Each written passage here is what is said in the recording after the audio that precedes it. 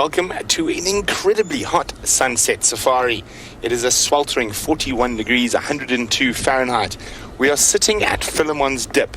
Now, you're wondering why. The first thing I'm going to show you on tonight's sunset safari is a drain pipe.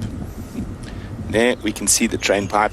And as Wim, who's on camera with me today, zooms in on the drain pipe, my name is Brent Leo Smith, and Scott Dyson and Dave are out in the other vehicle. We have Kirsten and Nicola in final control, and this is Safari Live. Now, since I've been at djuma, I've seen leopards in some very strange places, but Wim is going to show you there's a leopard in the hole under the road. Isn't that incredible? It is so blisteringly hot that Tundi has decided the coolest place to be is in the drain pipe. And as you can see, quite difficult to get a decent shot of it. There she is. So we apologize for the overexposure. But there we go. There's Tundi under the road. So when we first came looking for her, we actually drove over her. Can you believe that? We drove over the road, searching for these leopards. This is the area where James left them on the sunrise safari. And we were hoping to find them. And so what happened is, I drove off to the side and I parked. I said, Wim, I'm just going to go take a little walk. And literally as I stepped out, Wim is, you can get back in the car, the leopard's behind us. So as I decided to go try see where I could see them, she popped out of the drain pipe, walked over to some shade that we were going to go to next, and found Tingana. And so they're lying up separately from each other because of this heat. And I can tell you, it's quite uncomfortable at the moment, the heat that we're experiencing. Hold on. I'm just going to have to jump back up the little ridge here. Gonna make it, Wim. I nearly impaled Wim on a tambuti tree. Sorry about that, Wim. I nearly made a society. Now, a society, for those of you who are not sure, is a very South African saying. It's basically a South African word for a kebab. Wanna make it?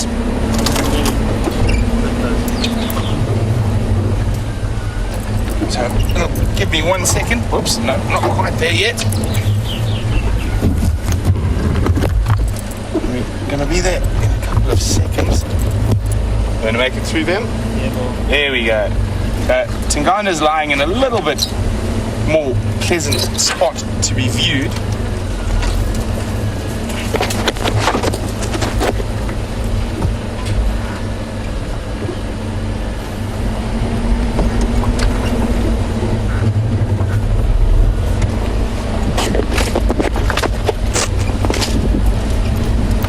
Also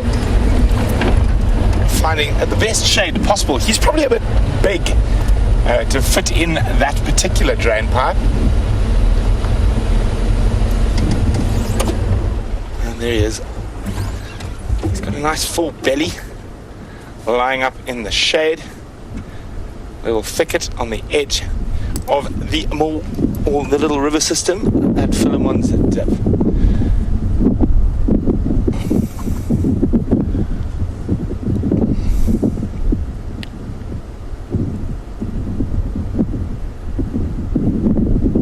So on average, mating pairs of leopards will normally mate every 15 minutes, but in this heat they might take a little bit longer.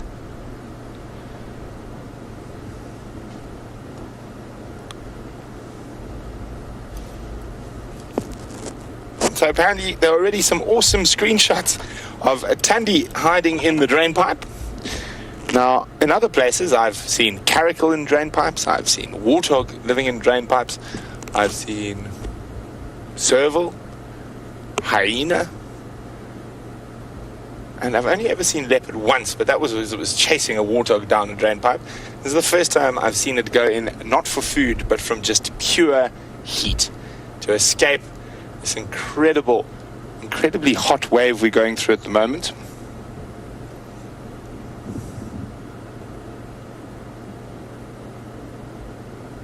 You can see that heavy breathing. It's definitely got a nice full belly, which is making this heat slightly more uncomfortable for him.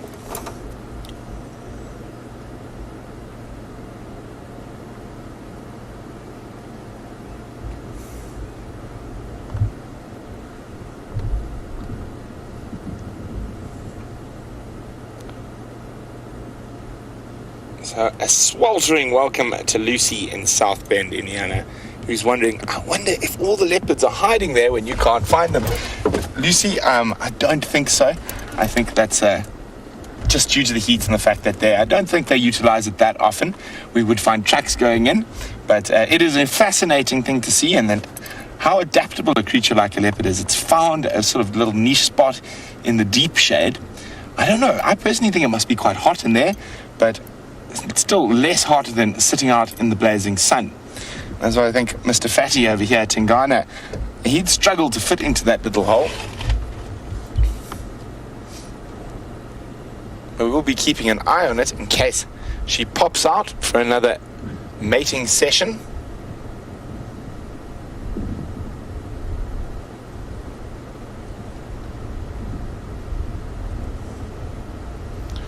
So we've got a slightly funny story. So we got an update from a djuma staff member who's not a bush guy, he's a maintenance guy.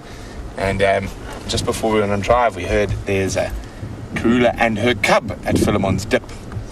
Now, I don't think it was Karula, and I don't think that the other leopard was a cub. I think the size difference between a big male leopard and a small female like Tandy is what caused them to think that they were mother and cub. Because if Karula did have a cub, the last place she would want it is where there's a mating pair of leopards, and she probably would be chasing and fighting them if she did have a cub in this area. So I think it's probably impossible that Karula had a cub here. I think it was these two and just a little bit of inexperience in the bush and the size difference between a male and a female, which maybe led him to believe that. And specifically since James left the mating pair about 60 meters from here on the Sunrise Safari, I'm confident that it wasn't Karula and a cub, but Tingana and a Tandy. I know Scotty's going to go have a look for Karula. We left her in a cave this morning in the outlet of the djuma Dam. Camera's overheating. Okay, we've already got warnings on our camera. It's about to overheat, so we need to switch off our camera and go sit in the shade for 20 minutes. So we do apologize about that. Unfortunately, that is what happens when it gets this hot. We will stay here with the leopards till it cools down, and hopefully the cameras can do a bit better.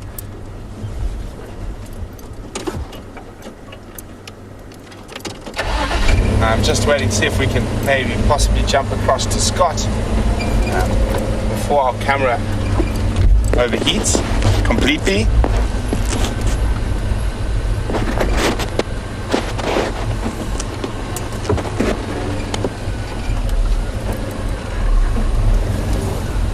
So Scotty is just off the vehicle apparently, having a look at something. So I'm going to hopefully VM will give me a signal when it is we've pushed the camera too far. VM is the expert when it comes to these things, and of course when the camera starts giving you an overheating message. And there we go. Scotty's back on the vehicle, so we really do apologize. It is the heat. One thing we cannot control out here is the weather, so we're going to have to switch off. But in the meantime, we're going to send you on with Scotty. Good afternoon, everyone, and what a great start the safari's got off to with Brent, VM, and the two T's. Oh, there goes a young waterbuck just dashed across the road. I'm surprised to see it so active. I'm sure Brent has explained, and you've probably seen sweat beating down his forehead. It's an exceptionally hot day. Even our eyeballs feel like they're drying out, but it's good to be out, and due to this incredibly hot weather, we are heading up towards Sydney's waterhole to see if we can't find any game quenching their thirst. Waterholes will often be the most productive in the hottest hours of the day. So, crossing fingers, we'll have some action lined up in the next 2 or 3 minutes. I'm teamed up with David on camera today, and for those of you who have not met me before, my name is Scott. So please send through questions, let us know your thoughts, comments. If it is your first safari, we always love to hear from you, so keep us posted. And to do that, it's really easy. You can hashtag Safari Live on Twitter or send an email through to questions@wildearth.tv. Now, I'm told Brent did explain I guess it's sad but also funny at the same time, the report that came through about Karula having been seen with a cub, where in fact it turned out to be Tingana and Tandi. And that's the reason why I didn't end up going looking for Karula, because we thought she was kind of spoken for, and we don't want to put any pressure on her if she does in fact still have cubs. So I'm going to head back to where Brent did leave her this morning after this, and that way we could have ourselves a very good afternoon filled with leopard action. Mating leopards is one of the most awesome spectacles to behold out here, and I'm sure once it cools down they're going to start doing their thing. And who knows, maybe once it cools down a little bit more for us, Karula will also start doing her thing and maybe go do some hunting.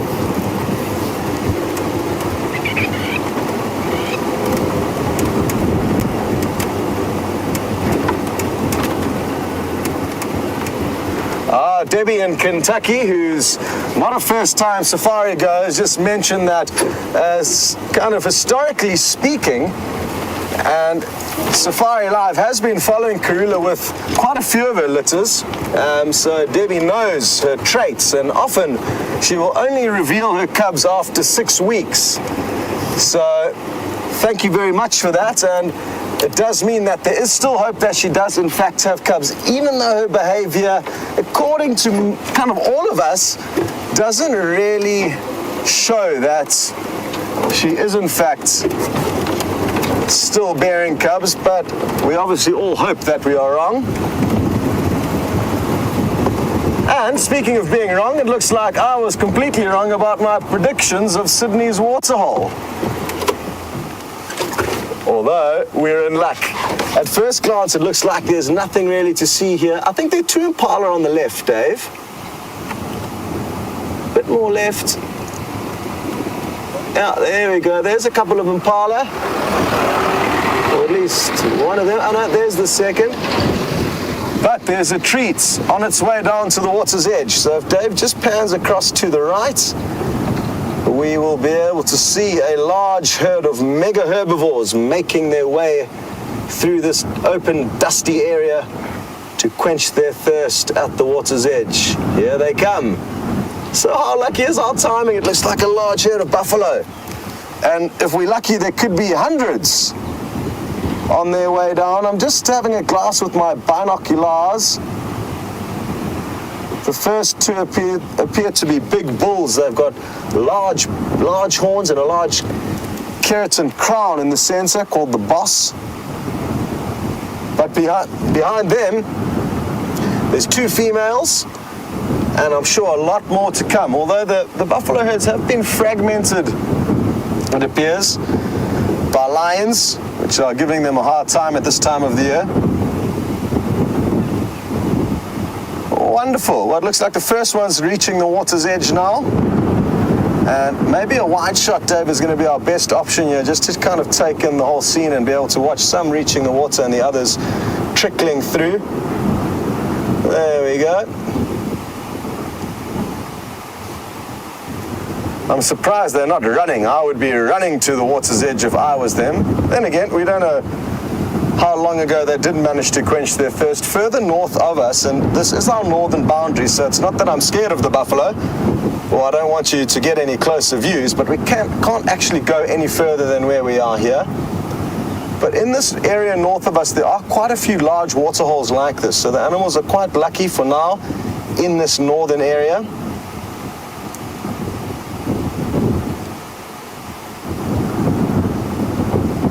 And judging by the looks of things, this doesn't at the moment appear to be a mega herd, but maybe it's just the heat that's causing them to trickle in slowly. What I think we should do is, Nikki's found us a little sneaky spot the other day, or at least suggested one, and that way we'll be able to get shots of the buffalo drinking and hopefully some shots of the other buffalo that are still coming down, with a better angle for Dave to work his magic. Just a tiny little gap through some bushes here where we'll be able to just give you a different view.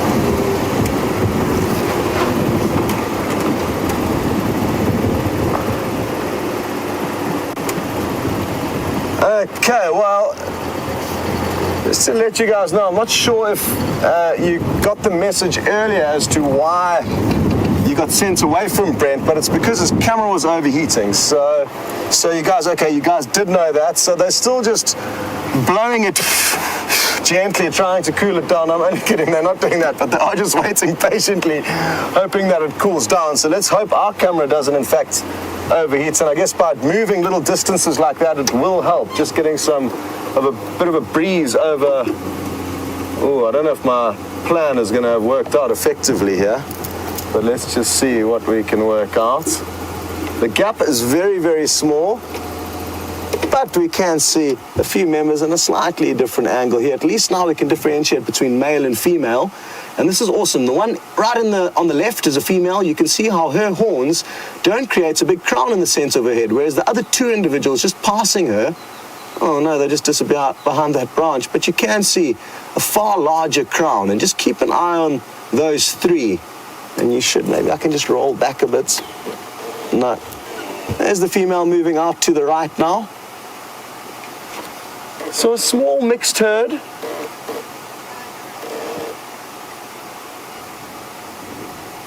Not the hundreds I was hoping for. I'm not too sure where all the large herds have moved off to. They've obviously got a large responsibility in that they've got lots of mouths to feed, whereas smaller herds, can work areas that aren't necessarily as abundant with food. But wherever you go, really, throughout the whole Kruger National Park, it's varying degrees of desperation. It is incredibly dry, and we are all concerned what the future holds for the animals and for the landscape, for everything really. It's going to be a very interesting few months as this drought unfolds.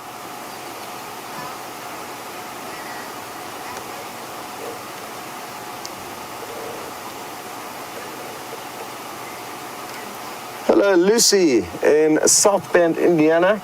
You noticed yesterday that I'm just going to move forward a bit quickly, Lucy, that no elephants were seen, and you are wondering whether this is in fact a result of the drought that we're experiencing. And yes, it could certainly be, Lucy, as well as this heat. Again, searching for food. Oh, that one buffalo's got a collar on, the one that just lay down in the water, so that's interesting. She's being used for research. And wouldn't it be wonderful if we could tap into that little box and work out when she was collared, how far away? But I certainly don't have the powers to do that. But interesting to know that, and great to know that people are researching the large herds of buffalo of this area. Sorry, Lucy. So yes, I think the heat, as well as the lack of vegetation at the moment, along with the lack of water at the moment, will cause a lot of the herbivores, especially the large herbivores, to start boxing clever. There hasn't been as much elephants activity around as a couple of weeks ago. It may very well just be for a few weeks that they disappear, and then they'll come back. That's certainly a possibility. They're not territorial animals. They wander wherever they feel that life is going to be best suited for them. And hard to predict, especially in these conditions of a drought, what their next move will be and when in fact they will return. Okay guys, there's two reasons why I want to move. There's a large truck in front of me that wants to get past us, that's been waiting patiently for a while, so in order to be kind to them, it would be useful for us to move. And I've just heard some good news that Brent's camera is working, so we can send you back to him while we make our way to Karula, the mother of the leopard that you will hopefully see mating with Tingana now. Enjoy. So we sat in the shade for a bit, and fortunately the sun's gone behind the cloud, so it is a bit better. And Thandi has come out of the drain pipe, and she's now lying up next to Tingana, and she's busy snarling at flies and trying to bite them.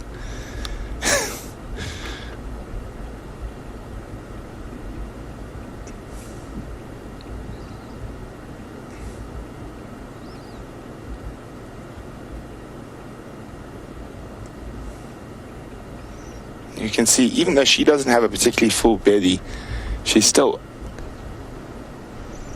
hoping for a bit of a breeze to help cool things down, to keep the camera cool.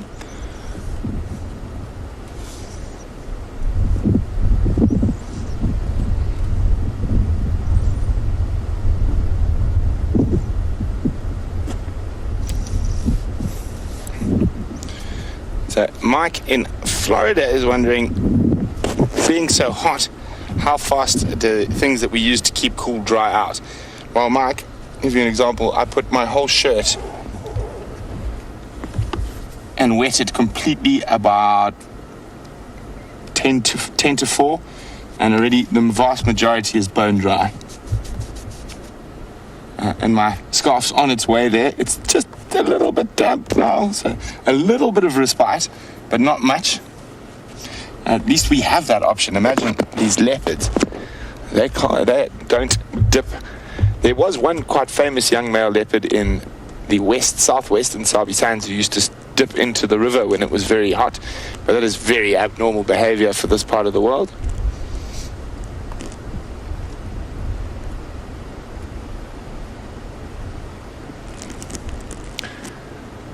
And here comes the sun again.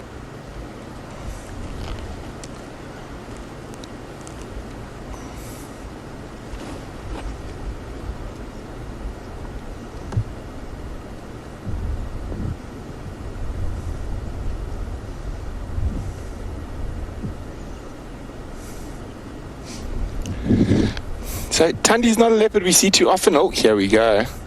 And Steph on YouTube says she's fast becoming. Me too, Steph. She's a really, really beautiful leopard. A little bit darker, and I do feel prettier than her litter mate and sister, Shadow. There we go. She's going to go now flirt.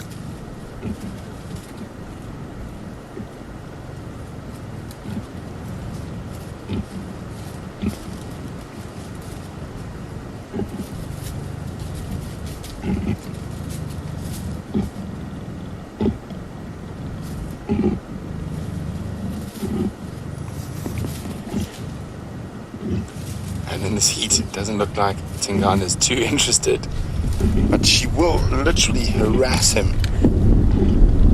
There we go.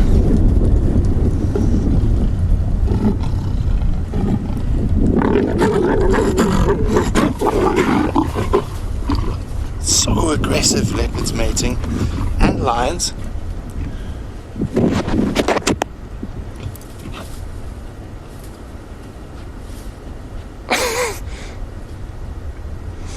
She almost looks like she's snarling at the heat. Crossing over to the north. Any updates? Sorry guys, it's got to be on the radio for a second. Oh, Scotty's got it for me.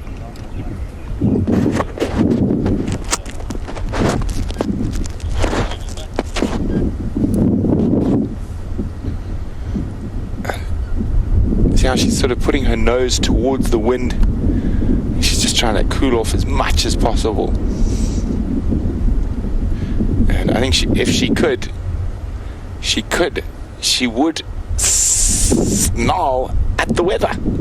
And speaking of the weather, Scotty's having a look at some of the cloud formations around, but we will be right here with these leopards. See you a little later.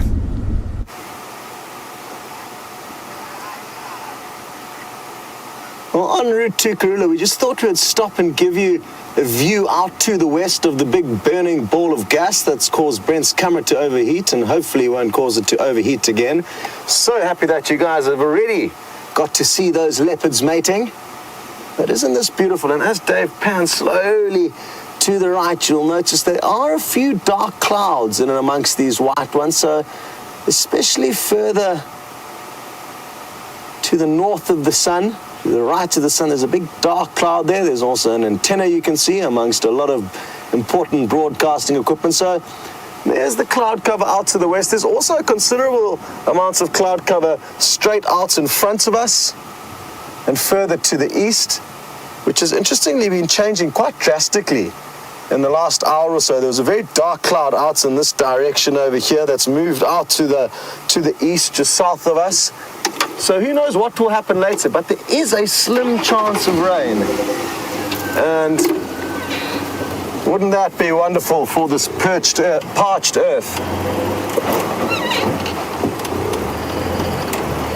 William, good afternoon. You would like to know the relative humidity out here this afternoon, and I think it's about 96%. It'll be very, very high. 26%. Well, that's the update that I got. I find that hard to believe. But maybe there's different gauges of measuring humidity, and I'm no weatherman, but the humidity is high. It will be very, very, very high, and I think much higher than 26%, the figure that I've been given. So, William, that's as good as an update as I've got for you. If that sounds right, William, I mean, it's incredibly hot and humid here, then let us know, but I'm none the wiser, clearly. Good stuff. We're going to send you back to Brent. Good luck with the leopards.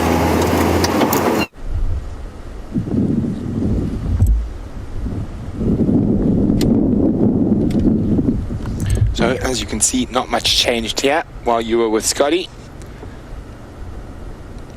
Now we're watching these leopards in this intense heat. I got a question for our viewers out there. Where is the coldest place you're going to find a leopard? Where is the coldest place you ever going to find a leopard occurring naturally?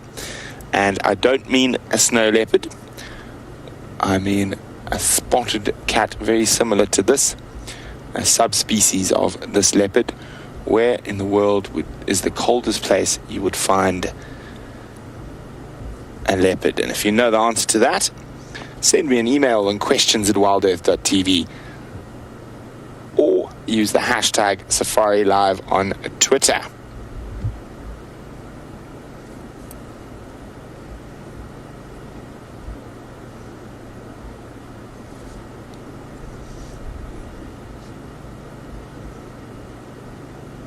And the size difference between a male and female leopard, as you can see, is quite notable. And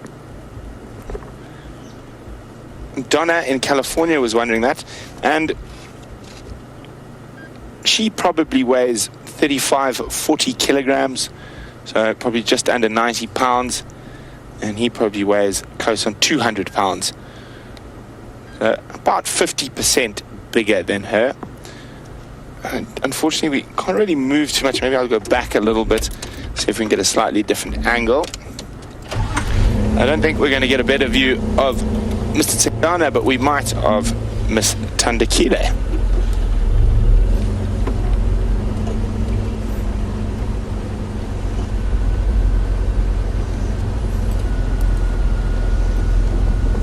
How's that, Fiam? Vim likes it, so we're in the right spot. So Benjamin, who's a relatively new viewer here on Safari Live, is wondering whether the draft will work in the predator's favor. Most definitely, Benjamin. It's a time of plenty for the big cats, hyenas, and wild dogs, as the different prey species suffer.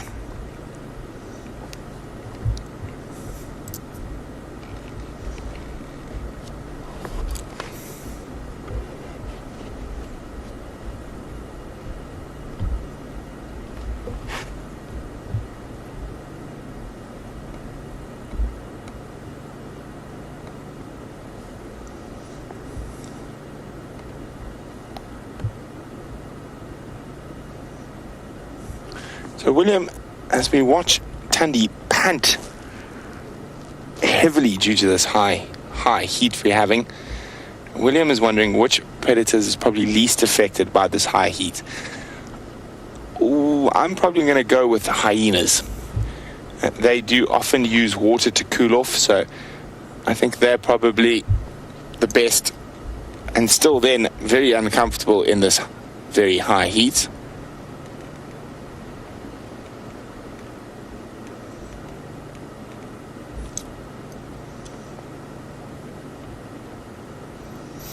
So leopard, or the modern leopard, there have been various different forms of leopards over the years. Evolved in Africa around 825,000 years ago,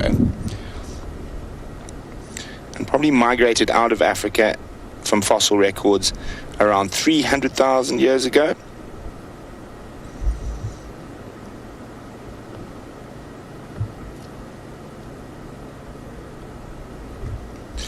And can you believe, in Perrier, France, and just northeast of London, and Valdana in Italy, and about 40 or 50 other sites throughout Europe, there are leopard fossils from the Pleistocene era.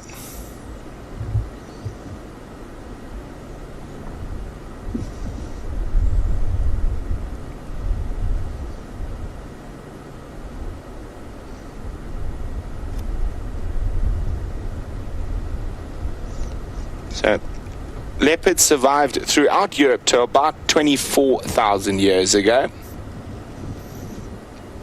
So a relatively recent evacuation from that area, and that's probably because of the end of the last ice age. So Cheryl is wondering, have leopards ever got any serious injuries while mating? Not generally, Cheryl. So the reason that mating is so aggressive and the male bites the nape of the female's neck, and you'll probably find the skin is quite a bit thicker there. If anyone gets really beaten up, it's the male during mating. And the reason for this is that the male's penis is barbed, and that is to try and ensure inception. Obviously, we've seen these guys mating over the last while quite regularly. A couple of weeks ago, they were already mating. So obviously, she didn't get pregnant from that last set of mating. So she's come back, and that barbed penis actually hooks. And it's actually once he's finished ejaculating, and as he's pulling out, it really sort of rips her. And that's when she turns around to try hit him or bite him. And that's where we see very, very interesting behavior, where she pops her back legs once she's got him off into his sort of stomach and kicks him off her. But it is to try help make sure that the female becomes pregnant. So while these cats do very little in sleep, Scotty is at the djuma waterhole. Let's see what he's got, and if these guys get moving, we will let you know.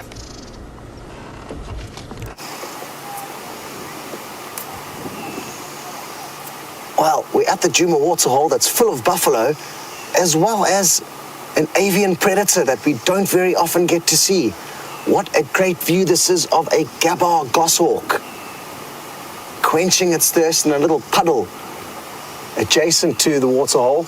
And I was looking at everything else, the terrapins, the buffalo, the hippo, until eventually I locked eyes on this gabar goshawk. It's got scared off by some. Let's see if we can't get these oxpeckers quickly above us there, Dave.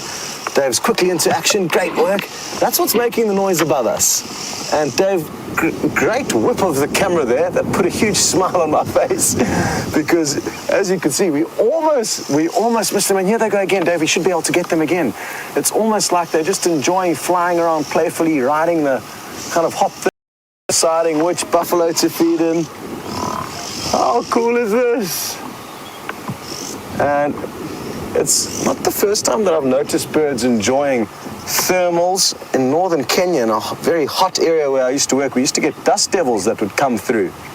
And crows, which were basically the only birds that lived out in that desert where I was working, used to just fly up and get sucked up into these dust devils high into the sky, and they certainly were having fun. Doesn't look like these buffalo are having much fun at the moment, but there go the oxpeckers again, Dave. You're all over it this afternoon. And it's a very, very important call to know out in the African wilderness. When you hear that call, which reminds me of a comb being dragged over a sharp kind of corner, or any kind of object, just a comb being dragged over something, that could indicate that large animals like buffalo, rhino, could be around. Let's pan along, Dave, if you don't mind, onto the right, and we'll see a black and white bird called the blacksmith lapwings, and to the right of them there's a terrapin that's submerged out the water, which is not a view that we often get to see. So they're the two lapwings, blacksmith lapwings, whose name is derived from the call that they make, which sounds like a blacksmith working on his or her anvil. And then just over to the right is the little terrapin. So it's actually not a very little one, it's quite a large specimen, enjoying this baking heat, being a cold-blooded animal. Of course, the sun is not an issue, unlike for the hippo. And that is why they submerge themselves in water during the day. And Maurice was just asking, is it because they have problems with their skin that hippos will submerge themselves in the water during the day? And yes, that is the reason, Maurice. They do have sensitive skin, apparently, and that's why they do like to submerge themselves. So if they couldn't, they would become sunburnt. And I guess that is the problem that they could well be facing now, because they literally cannot submerge themselves as deep as they would like to because the pond isn't deep enough. They may be getting a little bit more baked than they would like to be, although they do seem to be okay. So it's an interesting one, Maurice, and one that I haven't quite wrapped my head around, because even though people say they do have sensitive skin, I do often see buffalo hippos sunning themselves outside of the water in quite hot periods of the day, and it all depends a lot of the time on where in Africa you are viewing them. Their behavior can change. Good. Oh, Dave, good news. The buffalo that's facing away from us next to that dead log, if you just, that's standing up, and there's a dead log, if you just get to the birds on its back, those are yellow-billed oxpeckers. We don't get to see them very often, and look at them. They're smiling for us. Well, no, they're not smiling, they're actually panting, as are Dave and myself. Again, testament to just how hot it is out here this afternoon. Now, those oxpeckers, unlike the ones we saw flying around earlier, are not very common to see here, although in recent months we've been seeing more and more yellow-billed oxpeckers than in the whole year that I've been here. So we've been lucky in the recent months, and maybe that's one of the benefits of the droughts we're experiencing, is that at least we're getting to see more of these oxpeckers, which I'm trying to find in the book for you. I'd just like to show you a picture indicating the difference between the yellow-billed and the red-billed oxpeckers. Okay, good, thanks, Dave. So here we go, here's the yellow-billed. I mean, the name doesn't make a huge amount of sense because it does have a large portion of red on it, but comparative to the red-billed oxpecker, whose bill is entirely red, I guess, you know, there's some justification in calling the yellow-billed and the red-billed the red-billed. The red-billed does have yellow, so it's interesting. It's just shifted further back onto the eye. So similar in a lot of regards to its cousin, but a little bit smaller, and they lack a pale rump, which can be seen if the birds are sitting at the right angle, which I actually think it is now, Dave, if you don't mind whipping across now. We'll be able to actually see that pale rump. It doesn't often work out this well, everyone. So thank you, oxpeckers, or more importantly, thank you, buffalo, for, I guess, tilting your body at the right angle to show us what we needed to see. All right, well, I think that's enough for now here at the waterhole. I'm desperate to go and have a look and see where the karula is still hiding out in a little overhanging ravine where she was seen earlier. Oh, it looks like that buffalo is falling asleep there. It wants to use its mate as a pillow. We'll leave them to it and Oh no, hold on, let's have a quick look here. It's using its horn, sorry, it's using its horn as a pillow. Look at that, its horn that's under the water is acting perfectly as a pillow, keeping its head out the water. Wonderful. Alrighty then. Now, just as the oxpeckers are panting, it appears that Brent's camera is not panting and therefore has overheated again. So, they're going to switch off.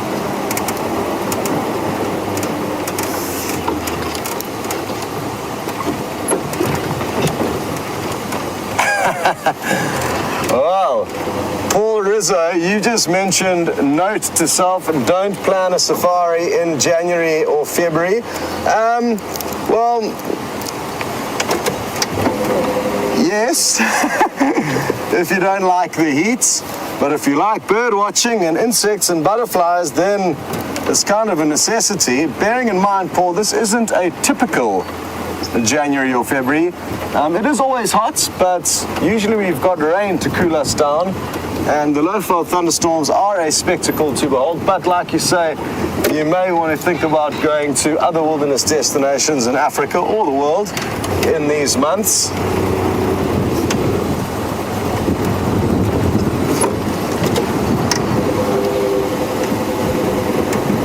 But Paul, you quite similar to me. I like the cooler weather.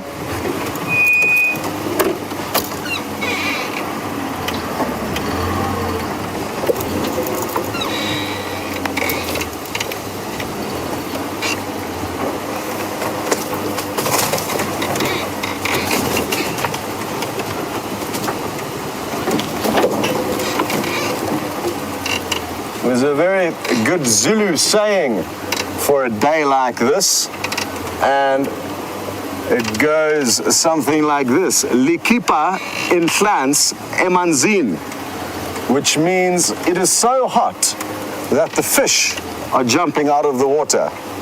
And I think that is a great Zulu saying. Now, Karula was lying up somewhere in this kind of cave to our right here. It doesn't look like she's there anymore, and it wouldn't make sense for it to be because the sun has changed angles. And I think even if Dave just pans up quickly to show where the sun is, that sun would have been beating straight down from the west into this little overhang, whereas this morning it wouldn't have been. So she would have been nice and cool here this morning when the sun was on the other side of things, but not so much now. Let's try and reposition. She may be not too far away, like I say, on an opposite bank, which will be protected from the afternoon sun. Just going to take it slowly in case she is lying up under one of these shady bushes so as to not scare her. But even though it has been incredibly hot, it's not unlike leopard to move on very hot days.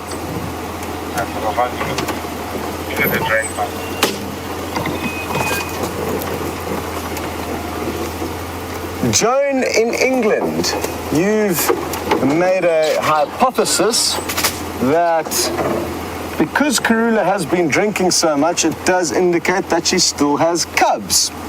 Plausible, most certainly. But trust me, in this heat, everyone's drinking a lot. And I don't have any cubs, and I'm drinking like I've got 5. So it's not necessarily the case. I hope you are right. Like I said, we all hope she still does have cubs, but we are all feeling that she doesn't. Which obviously all put us, kind of made us eat our words when we got the reports earlier that Karula and her cub had been seen. We were all like, oh, we were all wrong. But we weren't, not yet. Okay, so I can see some vehicle tracks here, which indicates to me that she had possibly moved ever so slightly from where she was seen with Brent. I know Mike from Cheetah Plains, who I'm going to get a hold of now, was the last person with her. And maybe it was his vehicle that drove down here after she did move ever so slightly. Mike for Scott?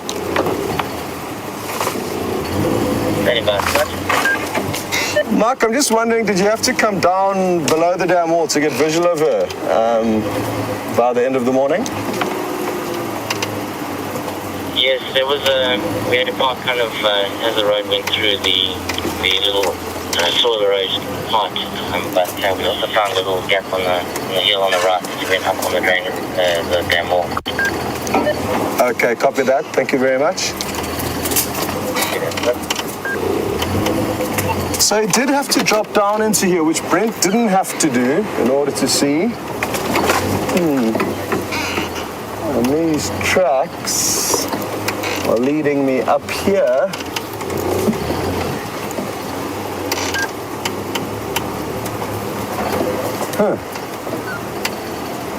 Very interesting. I do not know what to suggest here. I think they actually drove through here, but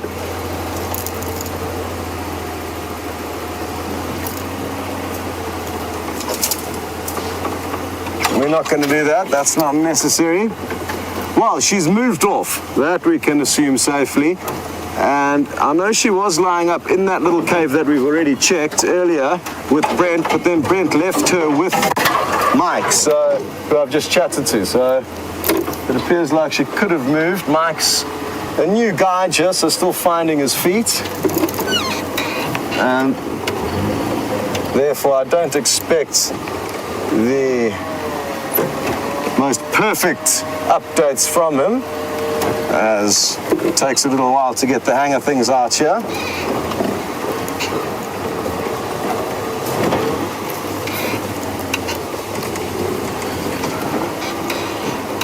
There's a nice Tamboti thicket here that would have been very shady and probably more breezy than that ravine where she was lying down. So just want to poke my nose in here. If not, which is the case, hang on a second, I actually just want to check something here. There's a few water thickneys that have just jumped up. I just want to see if they don't have a nest here, because while we were trying to track Karula in the same area yesterday, I saw these water thickneys move from here, and it'll be great if they do in fact have a nest. Now obviously I have to be careful that Karula is also still not here, so I'll be moving slowly.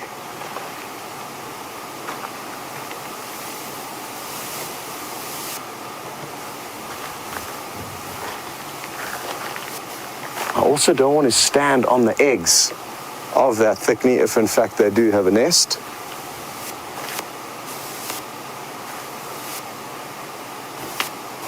Kind of shuffled out from somewhere here. Very similar spot that I saw them shuffling out of yesterday.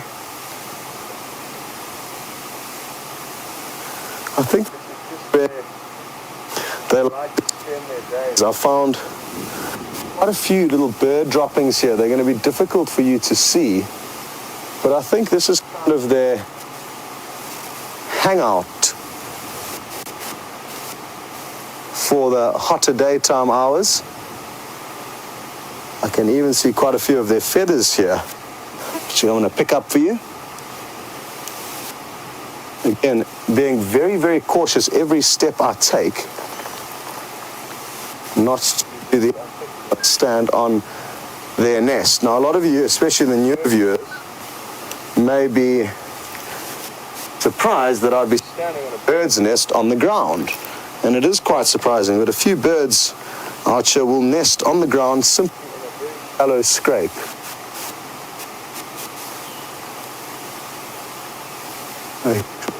Well, no clear sign of a thickney nest.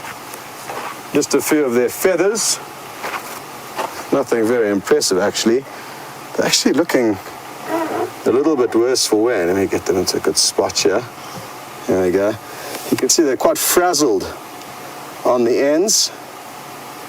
And maybe that's why it's time for them to no longer be in the bird and rather be out. Make space for new. Okay. Well, I'm not hugely surprised that Karula has gone. Had that have been a lion that we left on a hot day like this, I would be a lot more surprised. But leopards, like I say, will surprise you with the temperatures that they will move in. Some of you remember just the other day on a very similar hot afternoon like this, I was out on camera with Jamie, and we were both chatting about the prospects of finding anything with a heartbeat for the first couple of hours of the drive, and mentioning that the chance of a leopard being out and about was far greater than that of a lion. And within 30 seconds we bumped into Tingana, who was lying on the side of the road, and within minutes of being there he got up and started moving. And no different to Brent's camera today, it was actually the same camera that I'm on now, or Dave's using now rather, that was overheating.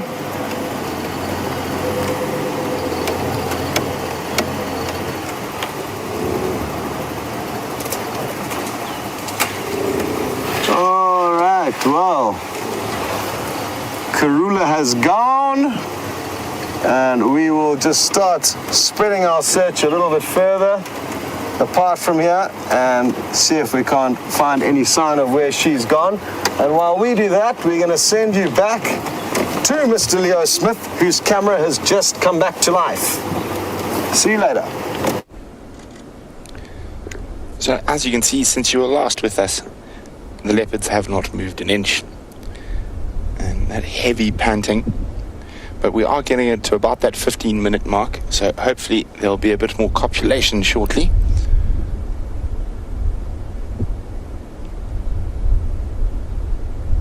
And I'm sure Scotty's going to go try find Karula now. Seems like she's not in the same spot she was this morning.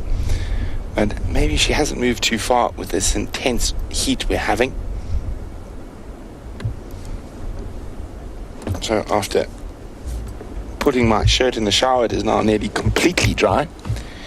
One or two spots of damp left, and I feel those are not from the water. Those might be from perspiration. And you'll notice, around my head there is a buzz with how many of them? I can just feel them. 81 now, but there's 20 or so tiny little sweat bees or mapani bees that are after my perspiration. And as it gets dry and this drought continues, these sweat bees are going to be even more insane.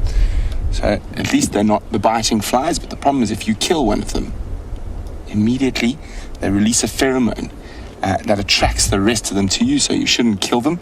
You just sort of have to suffer through it. They're not too bad in the Sabi Sands compared to other places in Africa I've lived.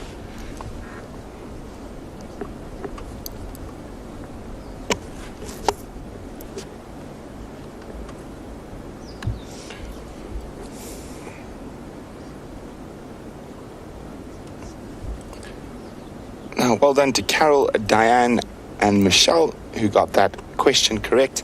The coldest place you can find a leopard is Russia, in the Amur region.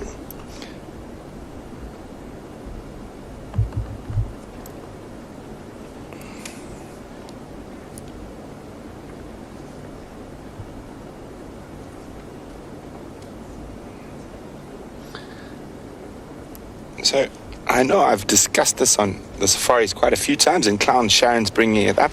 So the coldest leopard ever found in Africa, there was actually a corpse frozen quite high up on Mount Kilimanjaro that was discovered in the 40s. Now, what that leopard was doing up there, I have no idea. It could have been during a slightly warmer spell and it went up and got caught in a blizzard or a snowfall. And leopards in that part of Africa are probably not used to that intense cold. More used to dealing with this intense heat. Now, of all the big cats, leopards are by far the most adaptable, occurring through a vast range of habitats. from desert, there's Tingana hiding behind the bush. From desert all the way through to those conifer forests in Russia and everywhere in between. And the fact that they are non-Catholic in their diet and great opportunists is one of those reasons. I've seen leopard eat everything from licking up termites to catching a baby buffalo.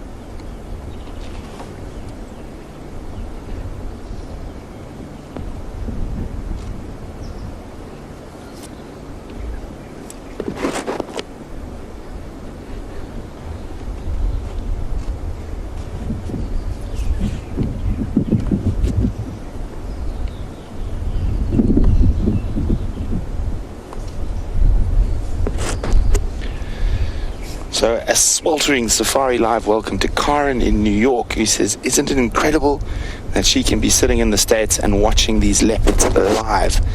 Karen says she's definitely going to be planning a safari out here very soon. And Karen would like to know, when is this mating going to stop? And how will they know when it's done? Well, Karen, like all mammals, when her ovulation cycle is over, when her estrus cycle is over, that's when it'll be done. It's normally 4 or 5 days, and during that time, for the female in particular, feeding becomes a secondary purpose.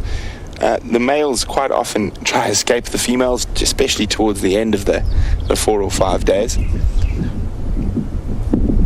But a female leopard is very dogged in her persistence. And also, as we're looking at here now, we have Tundi, who is well out of her normal territory. And I've seen female leopards up to 3 or 4 territories over in pursuit of males. Oh, head up. So I said normally about 15 minutes. It's been about 20 now. And during this heat, the mating might slow down. So for definite, we know they've been mating for 3 days. So they might be coming towards the end. I'm not sure if they were seen mating before that in the west. Or the south, sorry, not the west.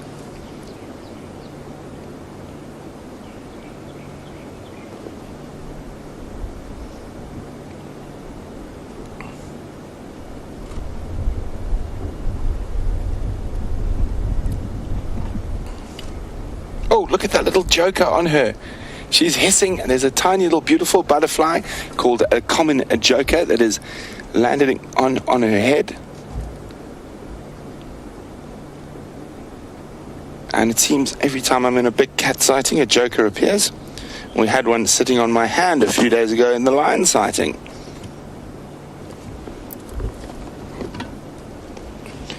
Hopefully you guys managed to get some screenshots of the leopard with that joker. If you did, pop them on our Facebook page, Safari Live, or share them on Twitter with the hashtag Safari Live. If you hear that machine gun-like sound, it's just my camera. There we go. She turns her head. Just waiting for that joker to open its wings. And she turned her head again. Oh, there we go. The start of a female leopard's flirting. You can hear the growling.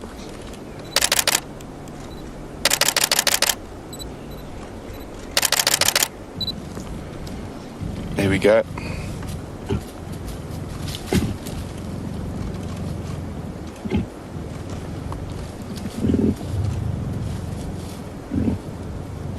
Isn't the sound incredible?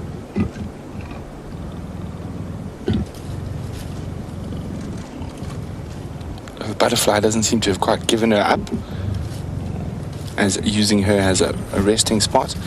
Now she's going to try and entice Tingana out of that thicket, and he might move out to mate with her, because a little bit earlier when our camera was overheated, there we go, proper leopard flirting now.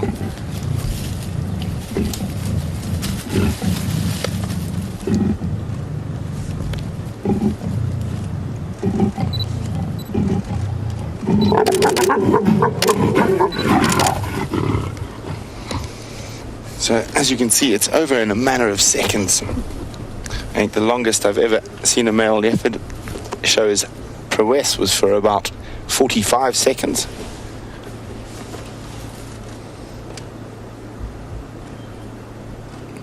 So there's a few telltale signs that we can see that this is probably getting towards the end of her estrous cycle and her mating.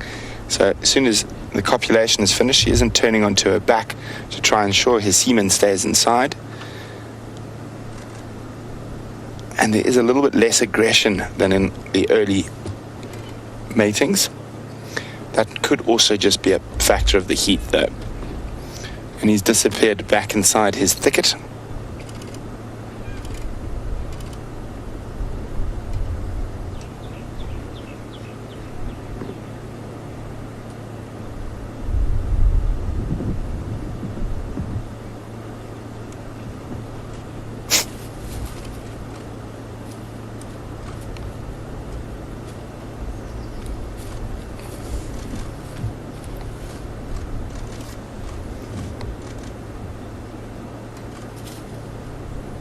A very similar shaped face to her litter mate Shadow, but slightly darker and, in my opinion, slightly prettier.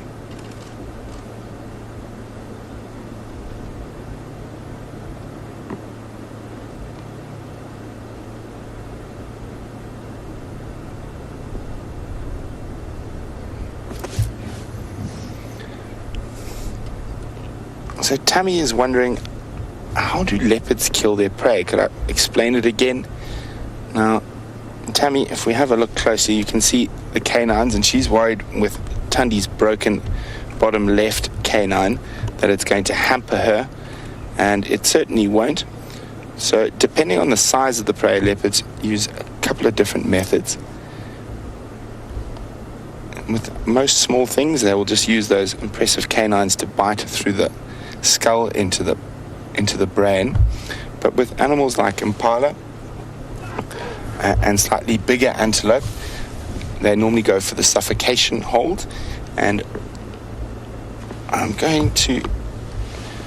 find a picture for you now shortly, but so basically there's a specialized gap between the canines and the premolars. There's actually a gap between the teeth, and what happens is everyone thinks a sort of leopard will rip her throat out. It doesn't. So she's still got 3 good canines, and even that blunt canine will hold. So those canines act as anchors, and that gap is actually specially designed that it pinches the esophagus of that animal closed and cuts off air supply. And I'll find you a picture of a leopard skull so you can have a look at it.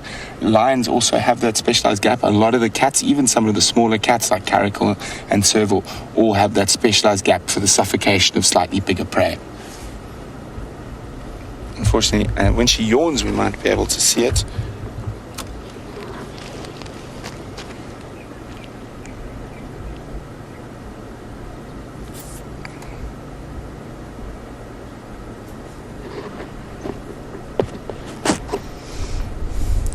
So, Kathy in Tennessee is wondering if we could use that bottom broken left canine as an identifying feature. That is one, but she might break a tooth, and the teeth can change.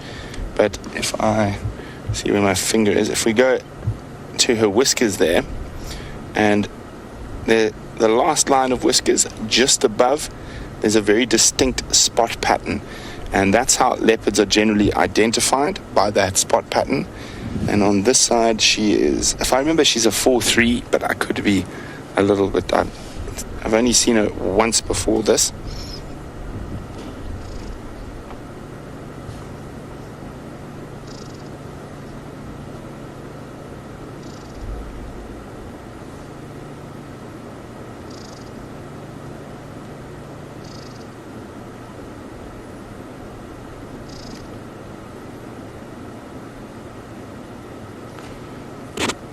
So Henry on YouTube is watching her carefully, and he's wondering why her skin around her paws and her back sometimes twitch. Now, that is to do with the nerves, and it's a little nervous reaction to help keep biting insects off. And you'll notice it even in some of your domestic animals. Horses in particular have a very visible one, and that little twitch is the nerves reacting to sort of almost being tickled, and they can almost induce it without even that happening. And it's just to keep the biting insects at bay. And Henry, I hope that helps with the twitch that you're noticing.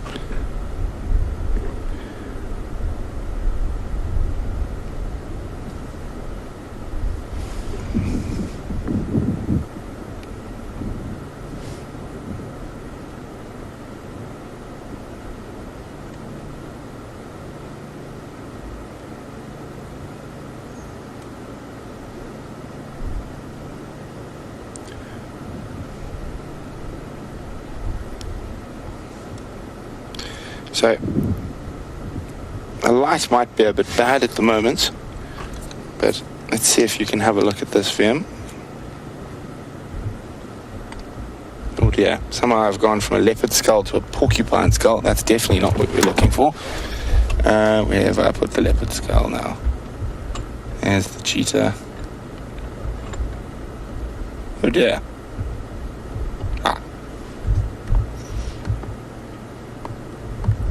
There we go.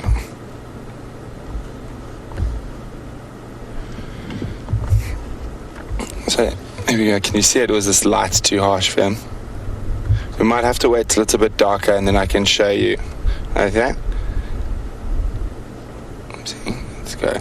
So, you can see this distinct gap between the canines and the premolars. And that's the spot that closes the esophagus and helps them to kill their larger prey species. But we're going to sit here. It's probably going to be about another 10 or 12 minutes before the honeymoon continues, so to speak.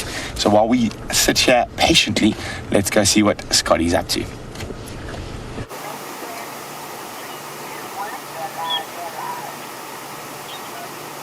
So, another animal seeking refuge in the shade, the woodlands kingfisher. You can probably see just a little bit of that turquoise blue tail out to the right of its body and a bright red upper beak with the black bottom beak and the Zorro eye mask. They're exquisite bird, the woodlands kingfisher. But as you can see, probably not going to be too active for the time being. It could well have a nest somewhere in the cavity of this large knobthorn tree. But even just sitting here now, the bush is silent and still. And other than the odd growl coming from Tingana and Tundi, I don't think there's too much else going on here, or at least that we've seen for the time being. Happy to hear that you have seen them mate again. And I'm curious to know how aggressive that mating has been. It's coming to, I think this is day 4 of their mating, and it usually tends to become less of a violent affair towards the end of the mating. And Kirsty has just confirmed that it's not as serious as it was, at least probably when they started a few days ago, or when we saw them mating a couple of weeks back. Can't remember exactly when that was, but that in itself is interesting, but I'm sure Brent has been discussing that. Good, we're just around the corner from the dry Buffelshoek Dust Bowl.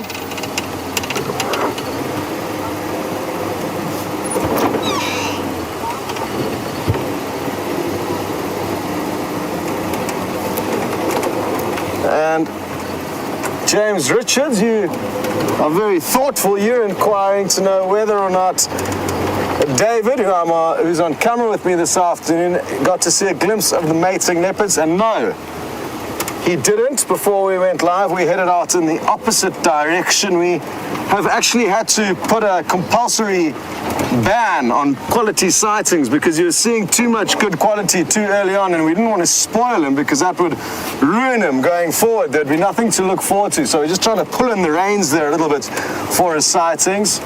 Only kidding, it was just kind of through defaults that happened. That was fascinating. I don't know what just happened here, but a whole flock of birds, like 5 or 6 birds, flew out the second fork, not the first fork, but just the second fork of this torchwood tree that's right in front of us. Dave, if you don't mind just zooming into just the second fork up. There's not much to see there, and ordinarily, if it had been a regular rainy season, maybe it's that there was water that had filled up in there. I can't resist. Let me drive the hood of the vehicle up and see if I can't look in there.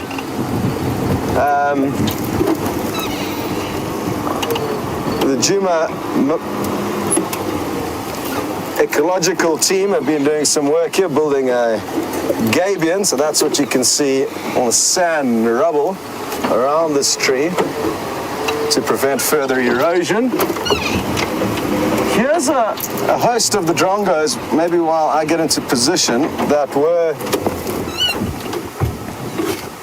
and a woodlands kingfisher just sitting up there, that all took out from this fork in the tree, and I was just flabbergasted to see so many birds come out of there. I'm guessing that could be I forgot what I was going to say because Kirsty just abused my adjective flabbergasted. She went flabbergasted, surprised that I said it. Anyway, sorry, I think this could be a flock with some young chicks in it, just sitting up in the tree there. But let me climb onto the bonnet now and see if I can't work out what may have been causing them. It's interesting that termites have been working their way up this tree, so I don't want to cause too much damage to them. I think they could have literally just been sitting in this shady kind of cleft on our left here. I don't know how best to make sure I don't fall looking in there. It's not deep, so I think they're maybe just sitting in this little shady area here. But bizarre, there was like 6 birds that flew out of that tiny little spot.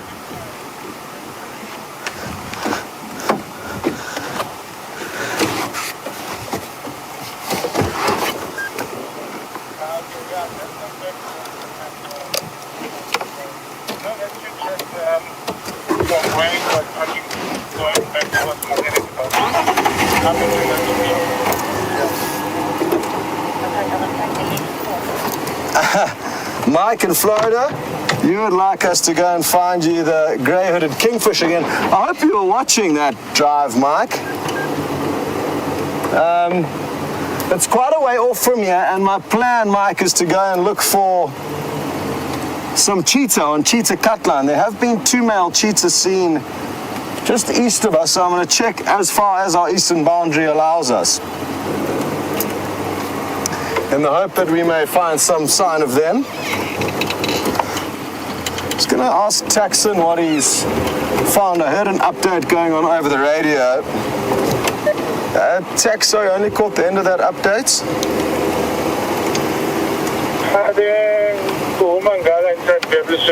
Just at the northern side of Sydney's there, Oh, copy, well done, thank you. Will I get a visual from the cut line? No, negative, they're very far more to the north. You won't see them. Okay, copy, thank you. One last thing, confirm all 5 are there? Yeah, positive. Okay, copy, thanks. Okay, sorry about that, but some useful information. Hopefully that's going to become applicable to us a little bit later. I'm sure you would have heard that. The Inkauma pride have been found, and they are not far away at all from where we were watching those buffalo drinking. So, obviously, even they were too hot to even think about jumping on the backs of one of those buffalo, but all 5 of the ladies are there.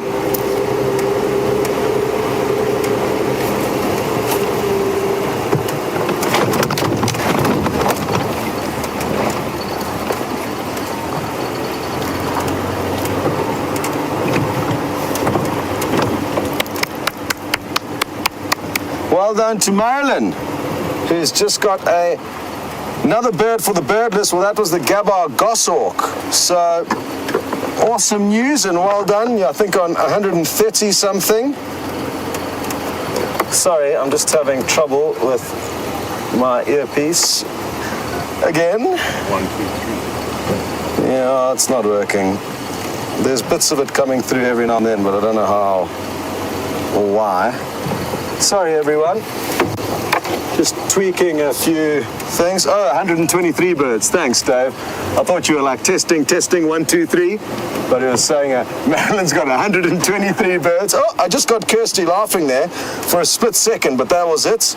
And then it disappeared, which is hard to believe because nothing's moving. Oh, now I can hear that whole sentence. Anyway, we are going to send you across to Brent's while we make our way across to Cheetah Cut Line, our eastern boundary road, where hopefully we will find 2 cheetah to add to the spotted cat collection of this afternoon. See you later.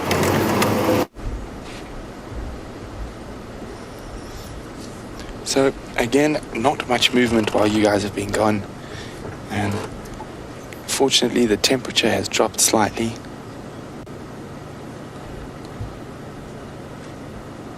Tingana has disappeared back into the thicket and only Tundi is visible. So there's huge variation in leopard size depending on where they live. So some of the biggest leopards in the world are in the Lowveld of South Africa, and would you believe it, Yala National Park in Sri Lanka. And this is the 2 places where regularly 90 plus kilogram male leopards are found. And to take a nice example, that leopards occur throughout southern Africa, and they occur in the mountains around Cape Town. And a big male leopard there will probably be the size of Tundi, around 35 to 40 kilograms. A small female in that area can weigh as little as 12 or 13 kilograms, whereas the average weight for a female in this part of the world is about 40 kilograms, and a male probably 75 to 80. So that is within the same country. It's huge size variation on these animals. And that's got a lot to do with diet and habitat. So the Cape Mountain leopards spend a lot of time eating rats and different rodents, as well as birds, porcupines, and scrub hares. There's very little large to medium-sized ungulates in that area, whereas the leopards here in the Sabi Sand spend most of their time eating duiker, steenbok, and impala. So the risk-reward ratio is quite high, and if they do manage to catch something, they've got a stable food source for a few days. Whether those Cape Mountain leopards have to keep moving. Now, this is also reflected in their home ranges or territory size. A really big male leopard territory in the Sabi Sands will be about 2,000 hectares, just over 4,000 acres. A female around it. Sorry, I lied. That was for the female, a really big female territory, about 2,000 hectares. A big male territory, about 4,000. But on average, the male's around 2,000. The female's often less than 1,000.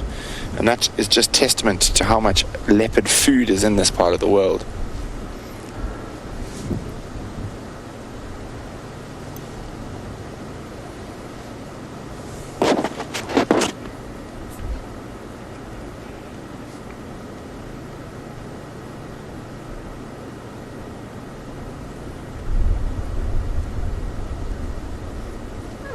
So Jilly, who's in York in the United Kingdom, is wondering, do leopards ever show any cooperative hunting, or do they always hunt alone?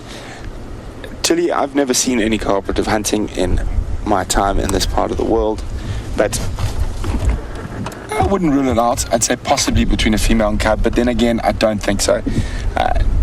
In a situation like this, when you're on a mating pair, one would hunt. I don't think both would hunt, and they wouldn't hunt together. They would hunt independently. So I wouldn't say there's any cooperative hunting in leopards that I've ever seen. There might be in different places like Yala National Park in Sri Lanka, where there are no other dominant predators. Leopards are the biggest, the baddest in the forest, so to speak. And there's no tigers, there's no lions, there's no sloth bears, there's no hyenas, or spotted hyenas in particular. So it'd be interesting to see, and I really would love to go have a look at those Sri Lankan leopard populations to see if the behavior is vastly different from what we see out here in Africa. So I had a sweat bee in my eye, and I've made the fatal mistake of, while trying to remove it, squashing it. So it's released its pheromones, so we must be prepared for an invasion of sweat bees.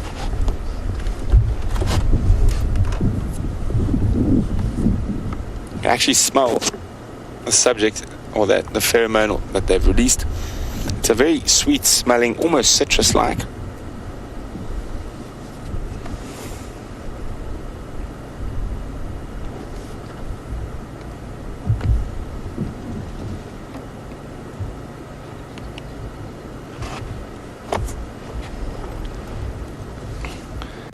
And a sweltering Safari Live welcome to Kat in Tampa, who's wondering what would cause a leopard's canine to break like that. Kat, it could be various different things. It could be a fight. It's more than likely, though, broken in the process of making a kill.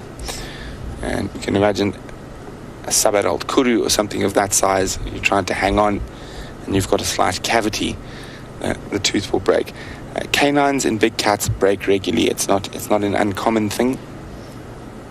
More than likely broken in the attempt of making a kill or actually making a kill.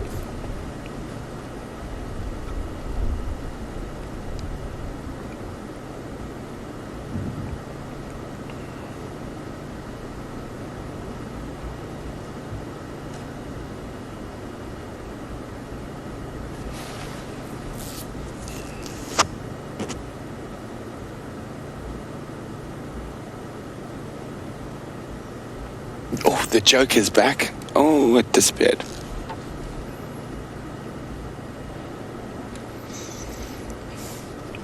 Now, Kathy's asking quite an interesting question about whether leopards will sometimes sleep up in the tree where the air is cooler.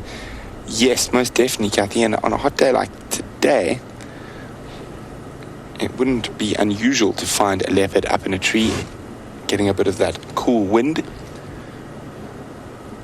But I think because they are mating, they are very much land-based at the moment.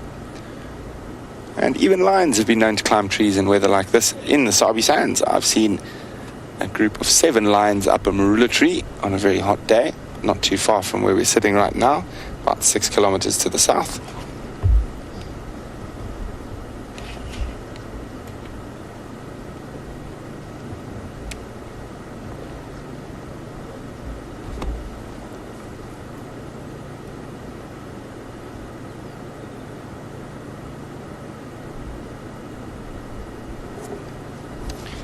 So Ginny in New Jersey is wondering, are there any leopards younger than Tandi that we see in our area?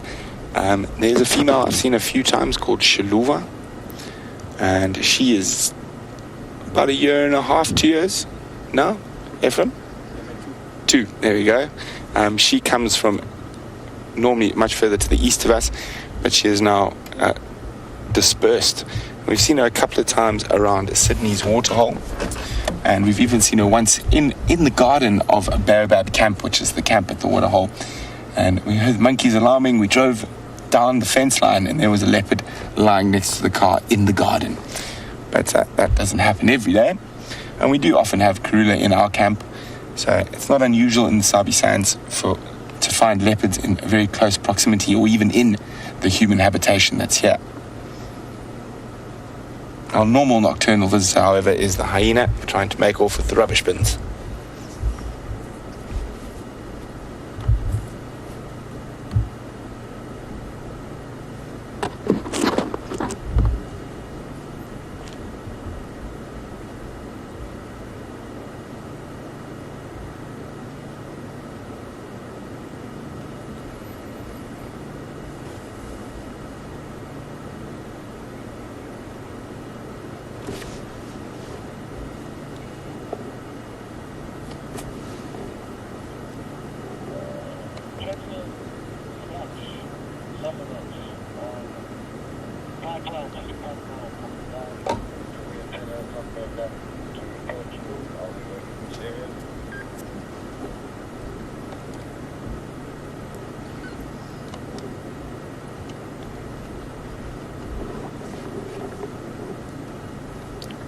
Dash.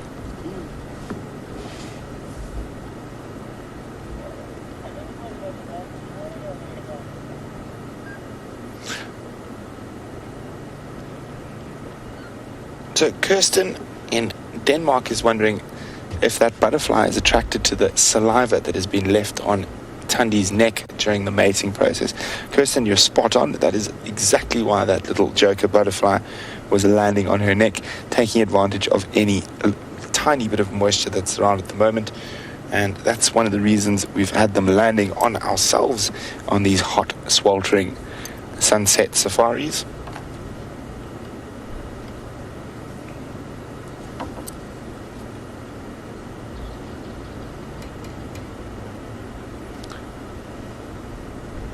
So while we continue to sit here with these magnificent creatures, I know Scotty has found some interesting tracks and has got an awesome update for you.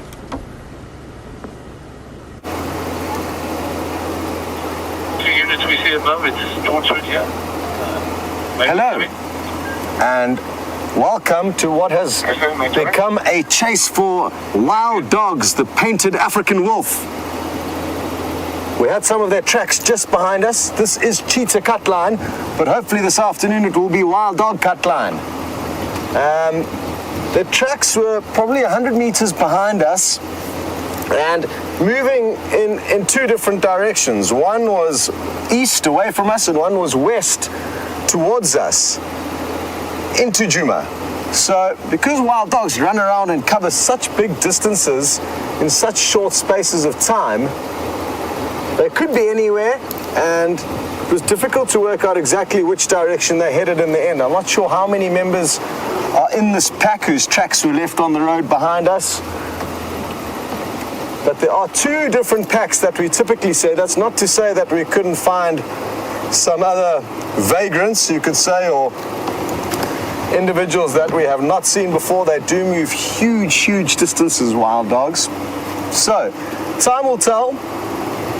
I asked the guys who were out this morning while I was enjoying sleeping in, and nobody got back to me on the radio, so I'm feeling a little bit sad because nobody wanted to speak to me.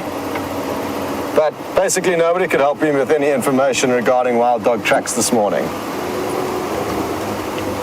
Good afternoon, station service mobile. Any updates?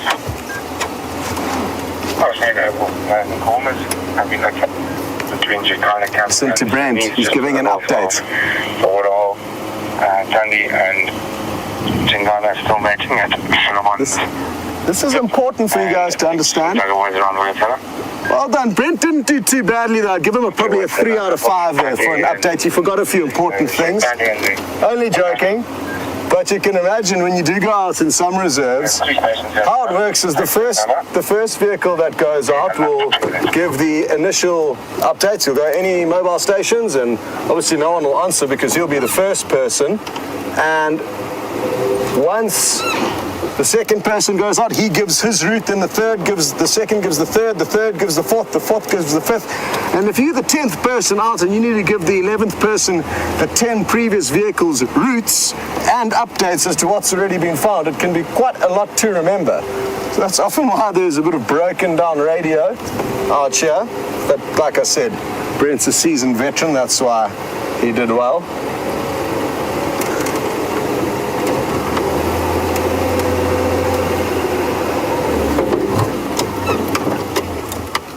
Diane, I've needed to stop the car to answer your question. You wanted to know if it's hot for the dogs to be out running. It is hot for absolutely everything. Like I said earlier, the Zulu proverb, even the fish are jumping out of the water because it is so hot in there. So yes, the answer is Y-E-S. Yes, it is hot for everything.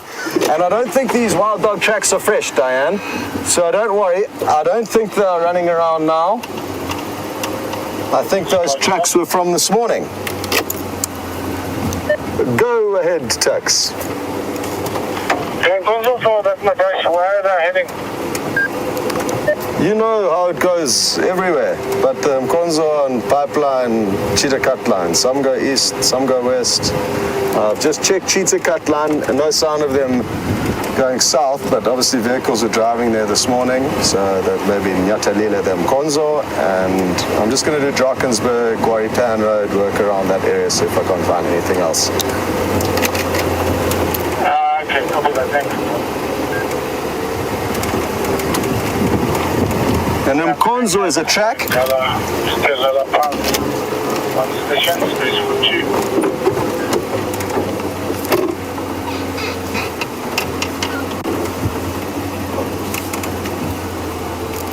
just making sure I can't see any of their tracks here. Well, Gerda, thank you very much for adopting me as your new English teacher, and you've said you would be flabbergasted if we found the wild dogs.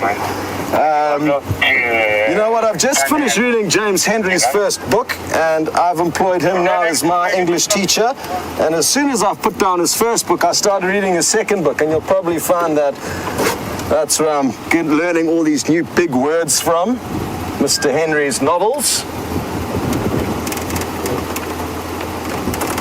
which I strongly suggest reading. He's done such a great job on the first one. Having worked in the industry, obviously, I can consider myself a good critic with regards to the truth and the topics that should be covered in a book that he's read, which is basically the life of living in a lodge. For him, his first book is his first year working in a lodge, and he's absolutely nailed it. So I battled to put it down. Great read. And just like James's personality comes through on camera, being quite a humorous character, there are also a few moments in that book where you have to put the book down in order to laugh and contain yourself. There we go. But Gerda, thank you very much for that little joke. I enjoy being teased. I think that's why Kirsty jumped at the opportunity to tease me earlier. So, let me stop here and give you guys a quick update as to what's going on here with these tracks. So I'm going to pull out my map. This iPhone hasn't been backed up in 17 weeks. Okay. Then, here we go. So, apologies while I get ready here. Okay, so this is Quarry Pan Road over here, that my finger's just above over there. So that's where the wild dog tracks were. We then drove down Cheetah Cut Line, turned onto Central, and then headed back up Drakensberg with a little blue dot now. So I'm hoping to find some more of their tracks coming further west, maybe over Drakensberg Road, or if we don't have any luck here, then we're going to turn onto Quarry Pan Road, which goes over here.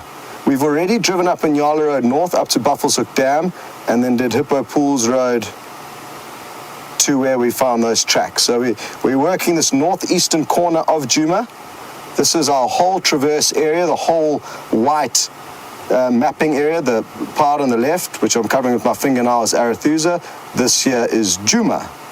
And we're in the top right corner. Brent, out of interest, is right over there where the crosshairs are. So basically, as I zoom out now, I'll leave the cross in the same place. The kind of central, south, slightly south, but central on Djuma. So that's when Tingana and Tundi are. And let's hope they stick around. For those of you that don't know the plans for this evening, it's important that I take this chance to remind you what's going on. And basically, there's going to be a night drive with some drones and some new toys, a camera with an incredibly high ISO, which allows you to film at night. How long it's going to go on for, we don't know. But it's an adventure that's kicking off 1 hour after the safari finishes. So that's something that we are all incredibly excited for. Let's hope our tech wizards are winning, because the toys arrived today, and obviously they need to make sure that all the toys are compatible with our toys and that everything's going to work. But I have faith in them, and it apparently was looking very, very promising. So that's something to look forward to. Another thing to look forward to is some leopards mating with Brent. Head over there and have a look-see for yourselves. So Tingana has snuck out of the thicket slightly, and you can see how massive he is compared to the female. And a dewlap on his neck, and you can easily understand the confusion that people who are not in the bush regularly can have, and confuse it between a female and a cub. Of course, females do not possess that monstrous dewlap that males do.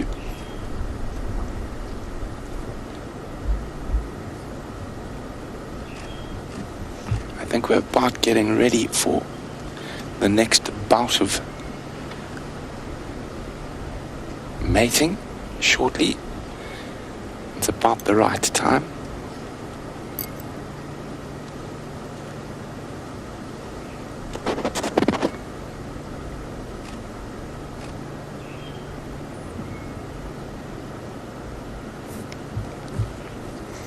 And there's Tundi. Heads up. Now, guys, there's a very strong possibility as it gets cooler that they're probably going to head back towards Vuyatela and that little pumped water hole. That is the closest water hole to this area. Oh, there we go.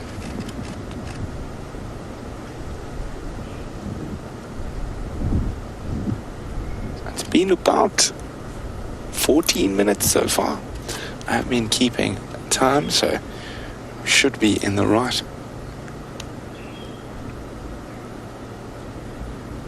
spot for if there is any action that's going to happen.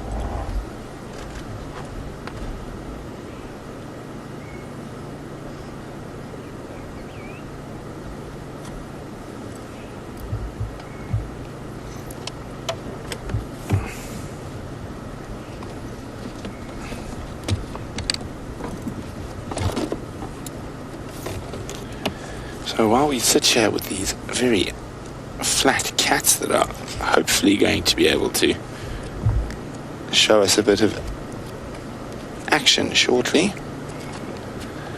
I think I've got a little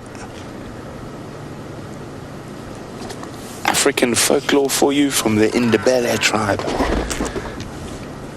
and that's why the leopard hides his food in a tree. Now, a long time ago, leopard used to be very good friends with jackal and hyena. They went everywhere together, and whenever the leopard killed an animal, he would share pieces of that food with his friends. And one day it happened that leopard got very ill and was unable to hunt for himself. So he went to Jackal and said, "Jackal, please, I'm not able to hunt today. Please, can you get some food for me?" But the lazy Jackal said wearily, "I'm just not feeling like hunting today, Leopard. Why don't you go ask Hyena?" So Leopard went and asked Hyena if he would hunt for them today. But Hyena made an excuse. He says, no, I have a sore foot and I'm not going to be able to hunt for you guys today. And then the leopard roared in a rage and said, "I thought you guys were my friends, but you're just a no-good, lazy pair of vagabonds." Yeah, obviously in the Ndebele story there wasn't a word like vagabond. I'm just using a bit of creative license. And Leopard kept his word. He said he'd never ever willingly share a kill with Jackal or Hyena again. And he told them, "Whenever I make a kill, I shall take it into a tree to make sure neither of you can get it." And according to the Ndebele, that is how Jackal and Hyena became scavengers and eat the scraps that the other animals leave behind.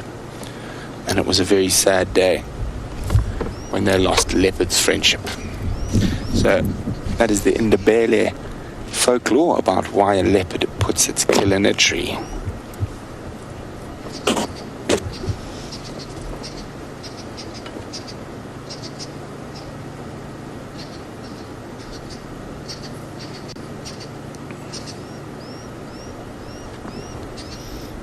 So of course, animals don't often keep to our timelines.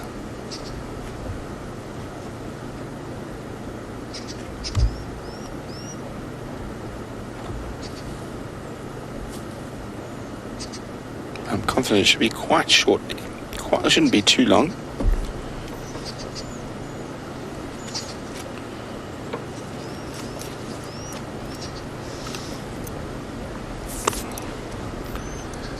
we chatted about where the coldest place in the world you could find a leopard is, and that's the Amur Forest in Russia. Now, the hottest place you can find leopards in the world is in the Arabian Desert. And we're sitting here complaining about 102 Fahrenheit. And in the Arabian Desert, it gets much hotter than that. Quite often getting over 50 degrees Celsius, which is quite a scary thought. And 50 degrees Celsius is 122 Fahrenheit. And so much, much warmer than what we're experiencing right now.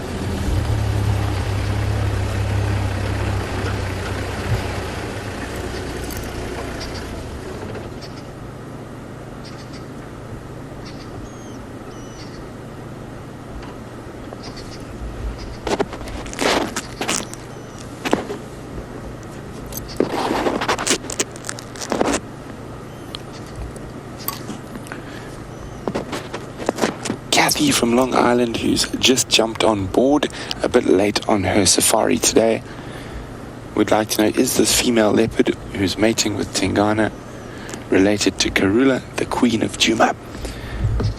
And she is one of her daughters from her first litter.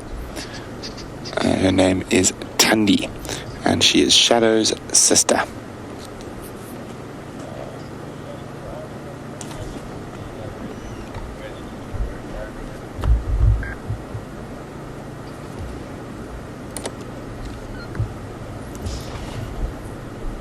Now, Vim, can you hear him breathing? I'm not sure, but we can hear him breathing from here. I was just going to see if you guys at home could hear him breathing.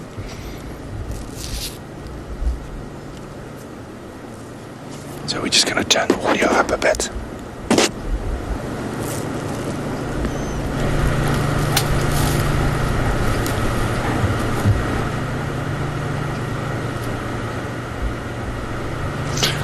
Well, unfortunately, you guys at home can't seem to hear him breathing. And there we go, he's gone very flat again.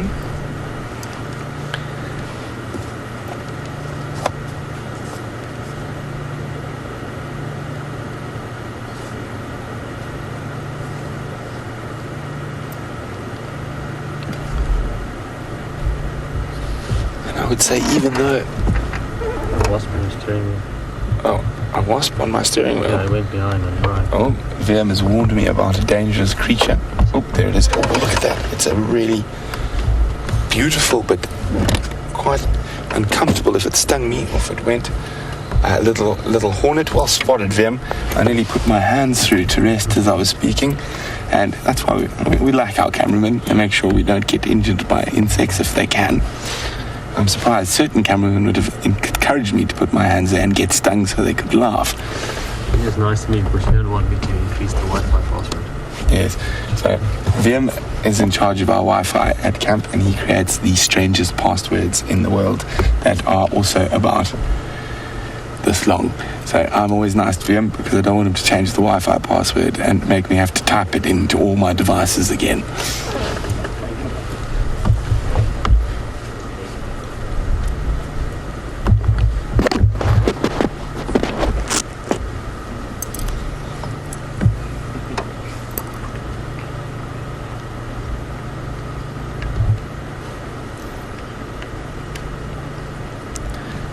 Some of our viewers think they are serious comedians, and Mike in Florida being one of them, says with the new microphone that I'm testing out at the moment, I could become the next Spice Girl, Wild Spice.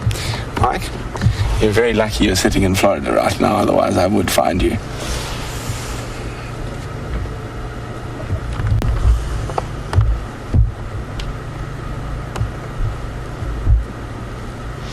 And Mike, you unfortunately have given the ladies in Final Control endless giggles, and I'm sure I'm not going to hear the end of this one for a while. There we go, guys. She started the growling. The flirting's about to begin. Get ready for the screenshots.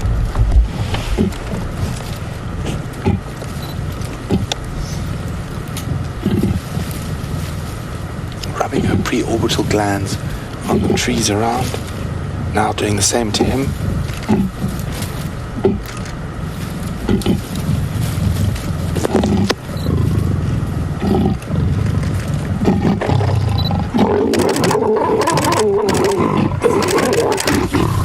And there we go. You can even see how much the aggression has lessened since we've been here this afternoon.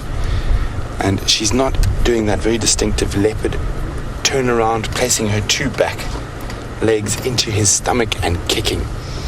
Now, it could be a function of the heat. It could also be a function that they're coming towards the end of their her estrus cycle. So maybe we've still got tonight and maybe tomorrow to mate. And it looks like he's going to go try find some peace and quiet. Probably not going to move too far though before flopping down.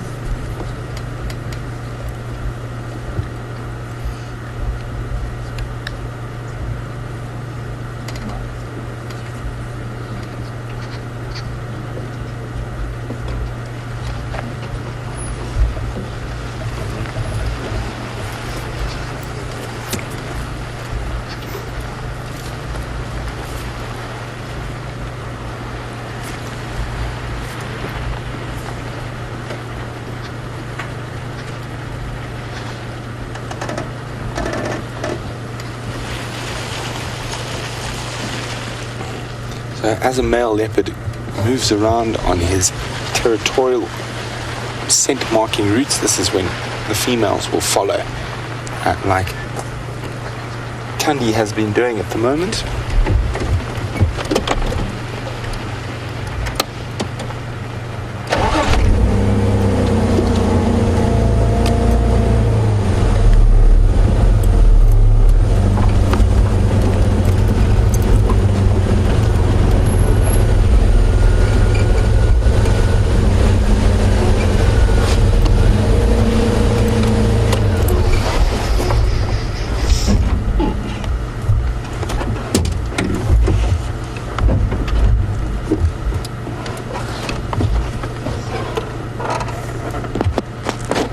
So now as the temperature's dropped a little bit, oh, looks like she's ready for round two quickly this time, as maybe it's a little bit of cool weather.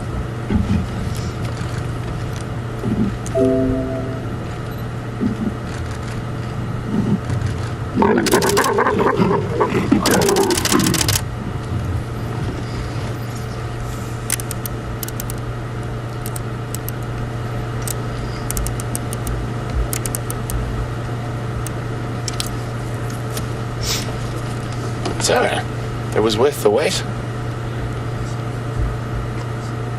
And I think they're going to lie here for quite a bit more.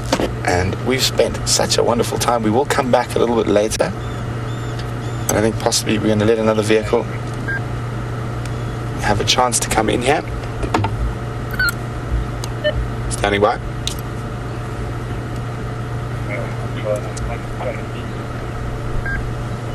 Going forward, just start coming down Philemon's Dip. I'll make space for you. I can come back to it later. So guys, we're going to make space for another vehicle to come enjoy these incredible leopards. And we must remember that finding these animals and viewing them is a team sport. So while we get out of here, let's go see what Scotty's up to.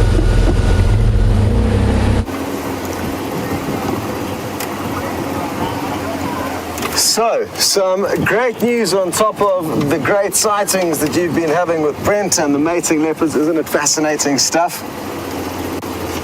We are on the trail of the wild dogs. And the tracks aren't easy to see, so I'm not even going to bother trying to show them to you. But they have been coming down Quarry Pan Road, which is the one road that I showed you that we were going to check, deeper into Djuma. So prospects are looking good. It's incredibly thick around here, so it may be difficult for us to find them, but at least they are in all likelihood somewhere on Djuma, and we have got a chance of getting them. The tracks have been coming on and off this road. I'm going to jump out here for two reasons.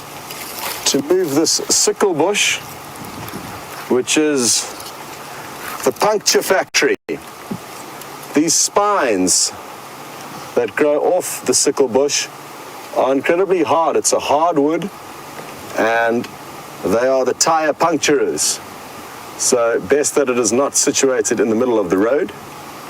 So I'm going to remove that.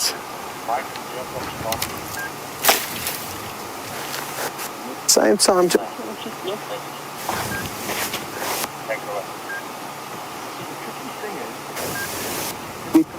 Is over here. Track. I've just circled it. Can't quite see it. Yeah. Like Dave said there, I didn't expect that you'd be able to see it. I'm just going to check a little bit further. It's not uncommon for wild dog and hyena to interact. So the fact that they're wild dog. Oh, here's a wild dog. And difference between a wild dog track and a hyena track. For me, one of the major things is that the two front toenails of a wild dog track will be very close together, and they'll leave a very distinctive scuff at the front two toes, close together, whereas hyenas, it's not really that distinct. And the back pad of a wild dog has got two lobes like that of a hyena, but you'll find that it's not as angled in relation to the toes. The back pad of a hyena is angled like my palm suggest, almost at 45 degrees, sorry, 4 toes, not 3 toes, whereas a wild dog has got a very flat back pad, so perpendicular to the 4 toes. If only it was as easy as calling a domestic dog. Worth a try. Maybe that'll pick up their massive ears. If you've never seen a wild dog before, you guys are the ones that should be hoping more than anyone that we see them. They are endangered animals. There's only about 250 adults in the monstrosity that is the Kruger National Park that we are a part of. It is ginormous. Bigger than some countries, bigger than Wales, bigger than Israel. Over 3 million hectares.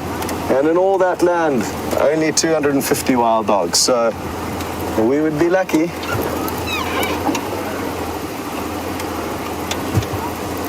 Hello to Marianne in Arkansas, and you just mentioned, wouldn't it be great to have the drone up now to help follow the dogs? Certainly to follow them, Marianne. To find them, though, in this thick bush, even in a drought when everything has died and withered, it's not going to be easy to find them from the air. To be able to zoom in under every single bush where they could be would take a long time. Thermal imaging, yes, that may help. You get a whole pack of them under a bush together. So thermal imaging off a drone would possibly be the solution. But I think it's going to be the best for following them as opposed to finding them. Once they're on the move and you've got the drone above them, which we've managed to do once, I think, with Andrew, and it was epic, then the going's good. But to locate them, a little bit more tricky. I guess, though, the more eyes and ears and people searching, the better your chances. So essentially, you are correct. We just need as much manpower as physically possible and feasibly possible to try and find the animals. I don't know if it's wishful thinking, but these tracks appear to me like they are looking fresher and fresher, crisper, cleaner, more defined. So maybe the wild dogs have got up from their afternoon sleep and are now on the move.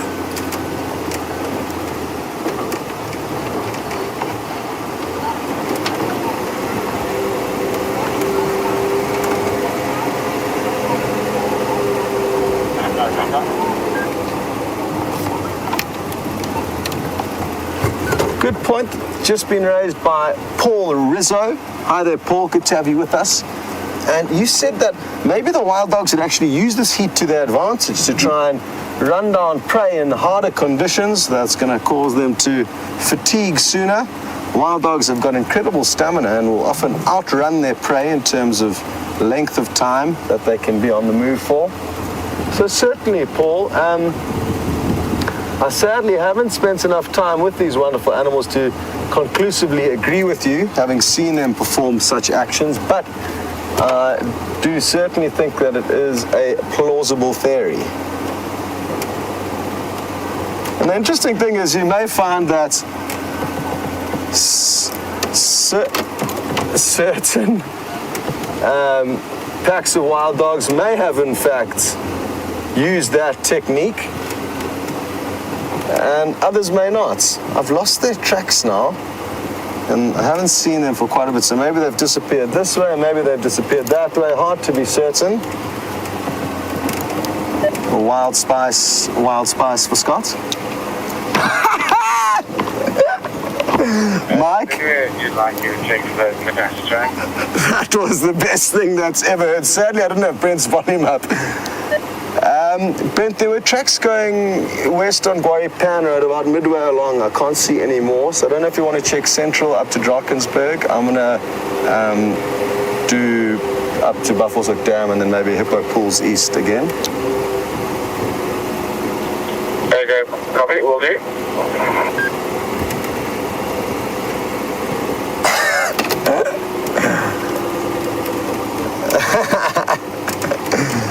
But I don't think this is going to be a long-lived nickname, Mike. For all of our health and safety, I think that we should probably let this one go now.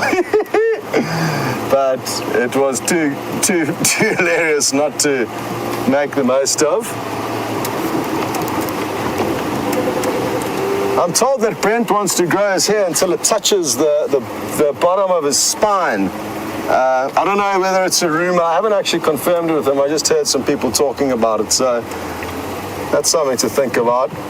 You'll probably need about 4 or 5 different hair clips to get it all together neatly once it gets that long. It has been growing for a year.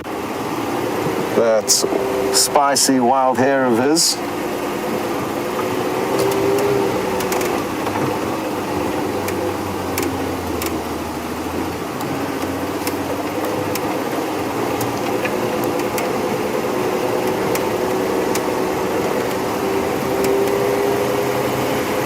I cannot tell you what a relief it is that the sun is slowly dipping down below the tree line and below a few clouds. It was frightfully hot when we started out this afternoon, but it's becoming a lot more enjoyable now. Could just something cold and fizzy now would be great. But instead I've got my trusty 2-liter frozen water. What I do every night is I fill it up to about 3/4, about there, and with water, and then freeze it. And you can see the ice block in the middle. That's all that remains. But it was 3/4 frozen at the start of the drive, and then I just top up a quarter with water. It's the way forward.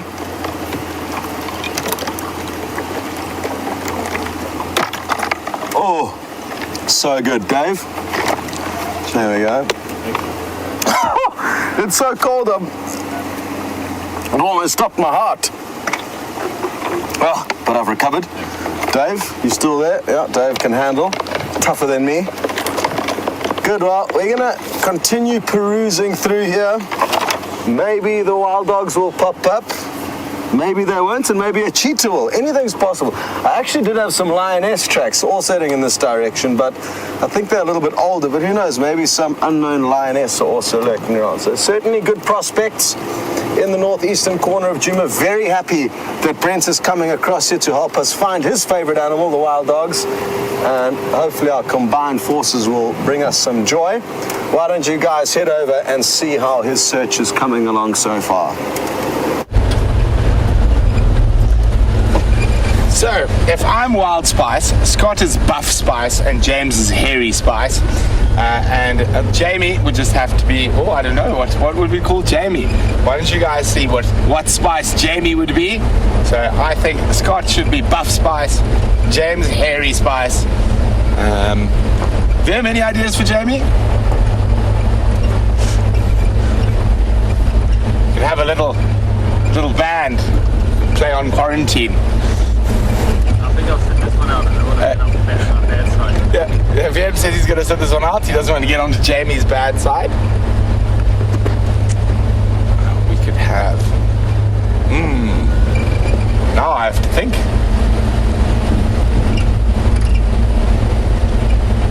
So what we we're doing is we're helping Scotty with those wild dog tracks while there's a lot of other vehicles going to look at those leopards. So he had them heading west, and we are heading east down Central Road at the moment. Also just keeping an extra eye out for possibly Karula's tracks. But I think she has got a kill somewhere in this drainage system, the Mawati River, down to the south of us.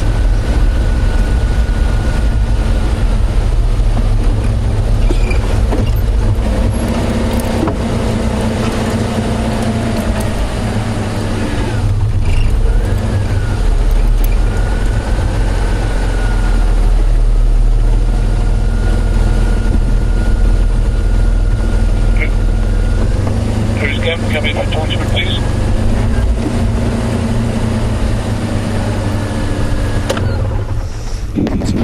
Sorry guys, I've just spotted something here.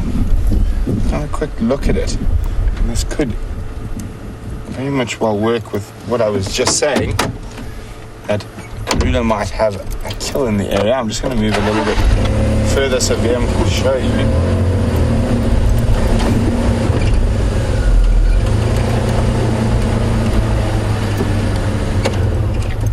So this morning on the sunrise safari, we could see where, which was probably Shadow, lost her kill to hyenas.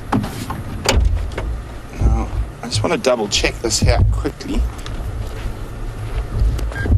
can see here, something's been dragged. And now I'm just going to try and confirm that it's a leopard by looking for footprints around the drag. There's an old leopard footprint there, but that's not what I'm looking for. So it is possible it could be hyenas. I'm just having a quick look.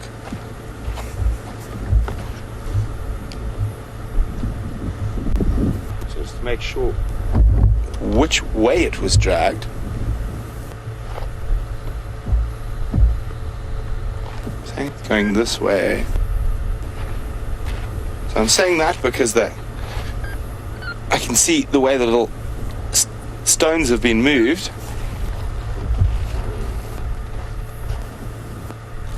Through here, just have a quick look at the tall trees. Any likely leopard trees? That does look definitely like leopards to me. It's not a hyena drag. You're getting out of range. Oh, sorry, I'm getting out of range of the Spice Girl microphone. But it definitely looks like a leopard drag to me. So what I'm going to do is there's another road that just hops off here. And maybe we'll find where Karula is keeping that meat. Okay, we need to go to Scott, the camera broke. We're going to jump across to Scott. We have a technical difficulty. VM is waving a piece of a camera that should not be loose from the rest of the camera at me. So over to Scotty. Sorry about that. We'll try to fix this as soon as possible.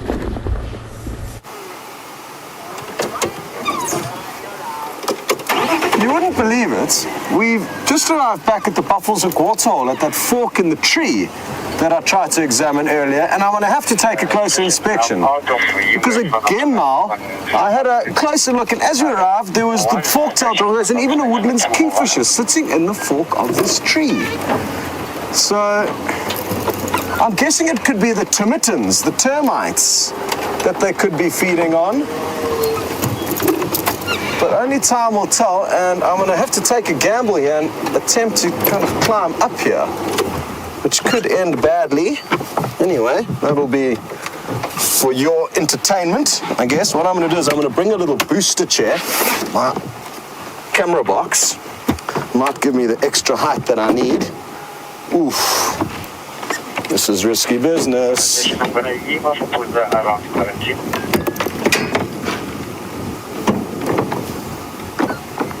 Mom, if you're watching, I'm sorry to put you through this, but I need to find out what's going on here.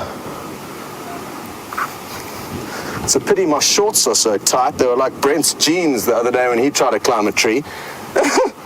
His hipster jeans. Woo.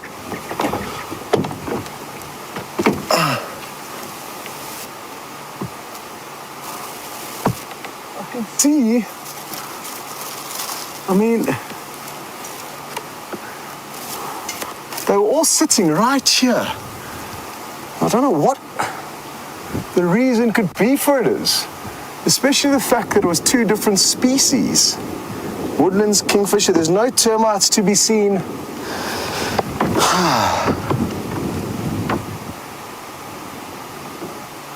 I don't know, I might have to call Brent in here for a second opinion as he also continues to search for the wild dogs.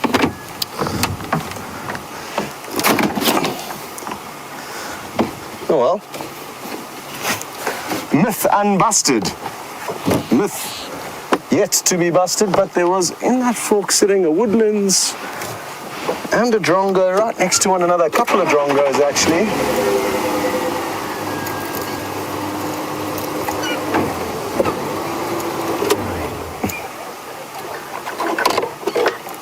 Okay, so that sounds like fun. Brent's camera's falling to pieces, and before I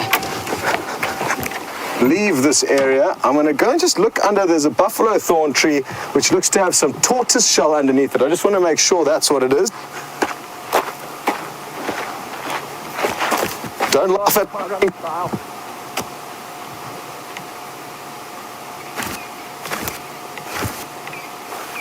Oh, no ways. This is awesome. Well, not for the tortoise that remains here. Can you still hear me? Yay, you can still hear me. But you can see the bones of this tortoise that would have been cracked open, crushed up, possibly by an old male leopard, umvula, possibly by a young leopard or a young predator that's not good at hunting. Hard to be certain.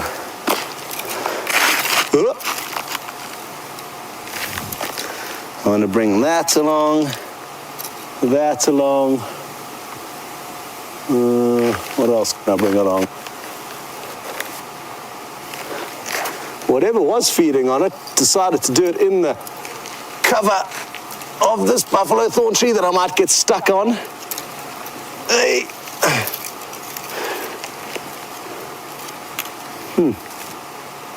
Oh, there goes my hat. Good example of how well the buffalo thorns work. Hook thorns that you don't want to get tangled in.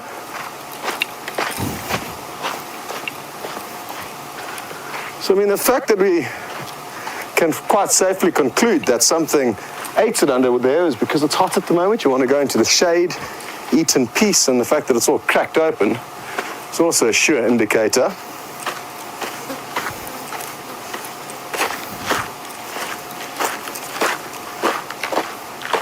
It's so nice to be able to talk to you from far with the new lapel mic technology. I'm going to hide certain artifacts away from you so that you can focus on the one at hand.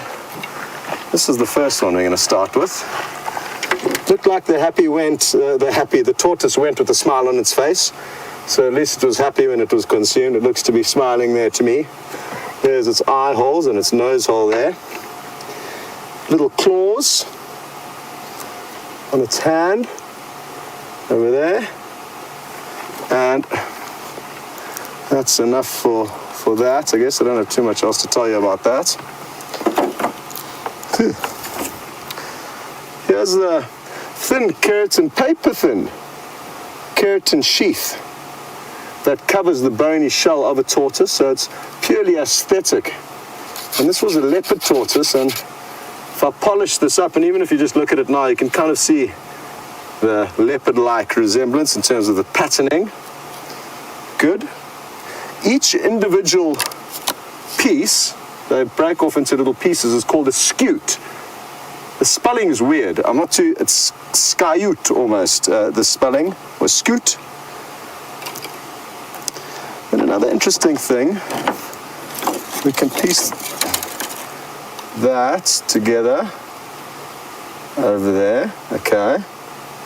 So I'm going to put this down. So this is the rear end where you can see that V.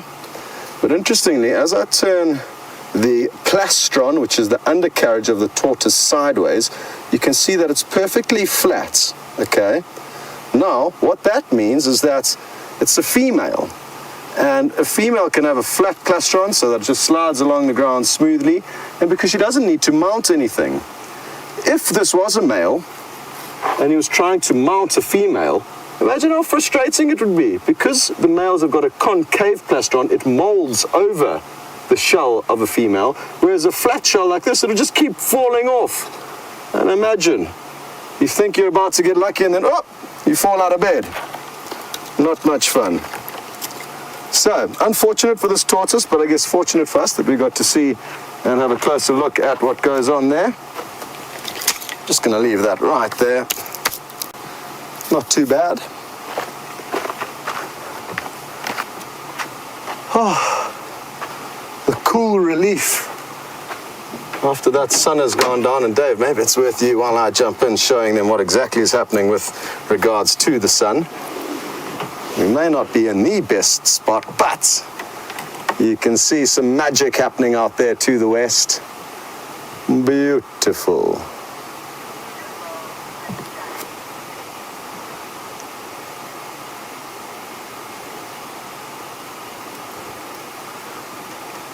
So the sun's about to disappear. Our station's drag mark going across central, just to the north of the junction with vultures in there, getting due west into the block. Just listening to Brent's update. I'm not going to follow up on foot now. We'll do it in the morning. Okay.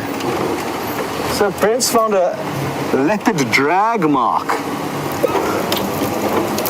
But it's heading into some very thick and therefore probably treacherous vegetation, and in this lowering light, it's Brent's decision to follow up in the morning, which I think is a wise one.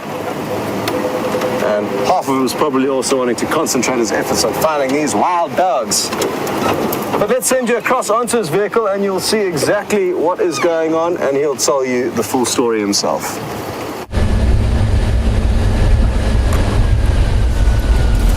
So we were discussing when our malfunction happened about those drag marks. I'm pretty sure that's Karula, and she's got a kill. It's getting a little bit late in the evening, so I'm not going to walk into there now, but definitely we'll have a look tomorrow at some point.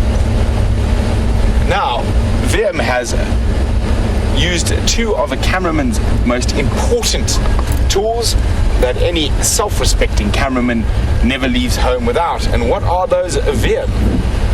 Gaffer tape and cable ties. There we go. Gaffer tape and cable ties. What about sandwich? What? Need a sandwich. And VM says he can't leave home without his sandwich. Those viewers have been watching for a long time knows VM, for a small man, eats an incredible amount, and he munches constantly throughout the drive on various different snacks and things that he packs along, particularly in the morning. He even has his yogurt and muesli together.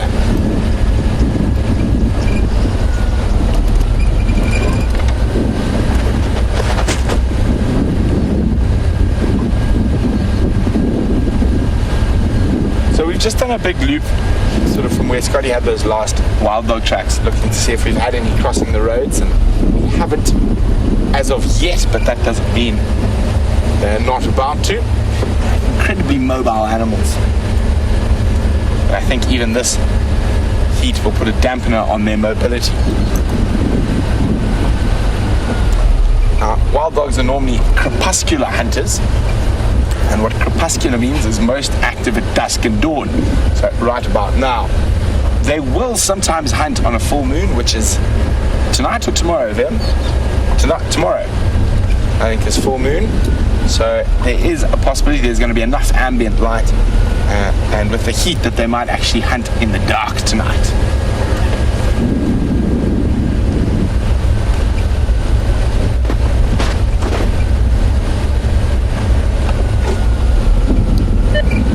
Scott? Evening, friends. Just to check in if it's okay that I'll take over with the leopards. Affirm, make your way. Copy that, thank you.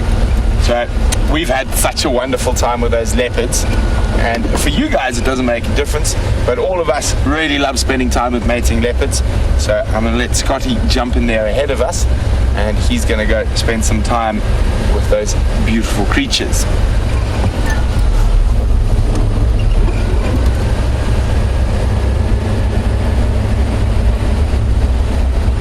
think we're going to go have a look at the treehouse waterhole.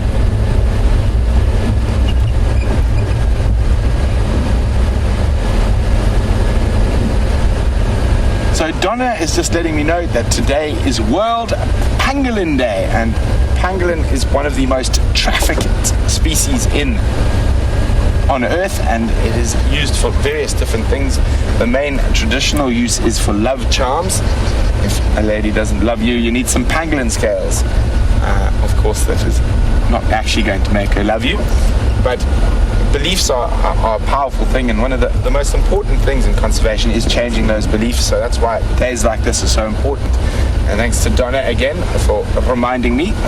But she would also like to see one. And now that is a creature that we have not seen on the live drives as far as I'm aware. But not in my time anyway. But we have possibly one of the best chances of doing that tonight. So we will be stopping the sunset safari as the sun dips below the western horizon. And hopefully about an hour later, depending on how we get all our tech stuff up and running, we will be doing some experimental night drives with some new equipment.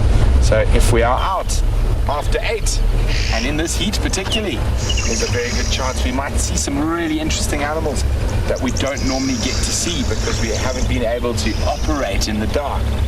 So exciting times.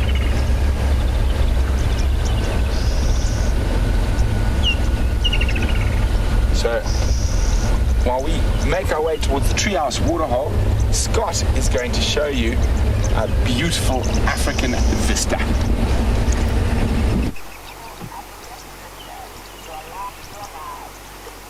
Well, is this not an incredible view? Absolutely breathtaking sunset here. But we can't spend too long because we've got some ground to cover to get you guys back to those mating leopard.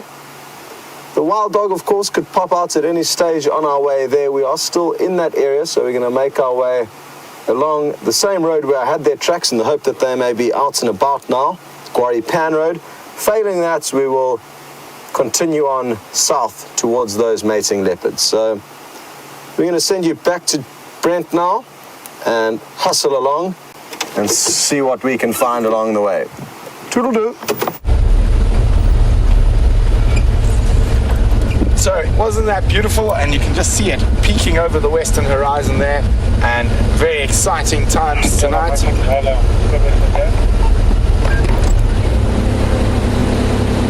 Sorry, tax guy again.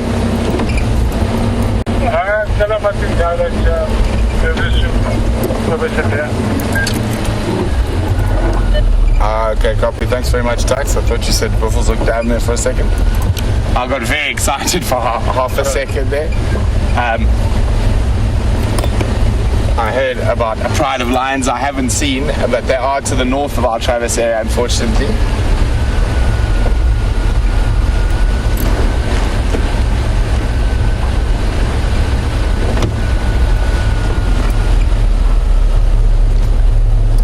So Jeff in Staten Island in New York is wondering, will it be on all media? YouTube, Wild Earth, Nat Geo, and yes it will. So be sure to join us. It's going to be very exciting, and we love having our viewers come join us on really exciting things like this. I mean, we've done a few little nighttime tests, but this is the first sort of really proper into the deep, dark African night adventure.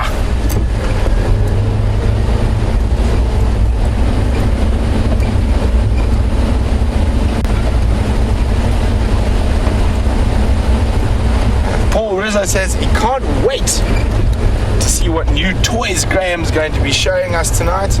I guarantee you are going to be excited, Paul. I'm not going to let the cat out of the bag just yet.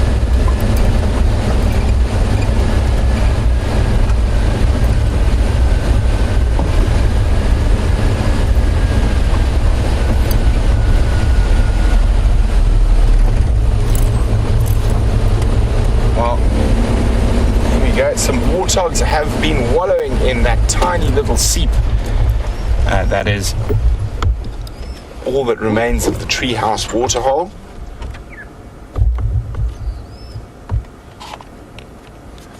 And there we go. You can see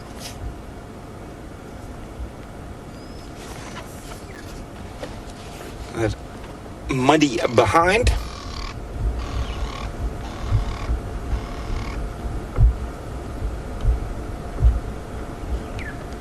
And Gracie's asking me, Gracie is a regular viewer of ours who's 8 years old, is asking, do I have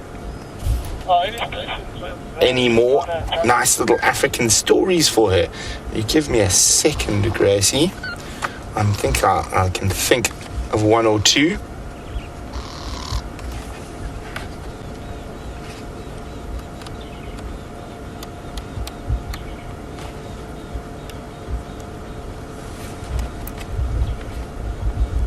And you can see the Cape turtle doves taking advantage of that little drinking spot. And I'm surprised we haven't seen any predatory birds taking advantage of them.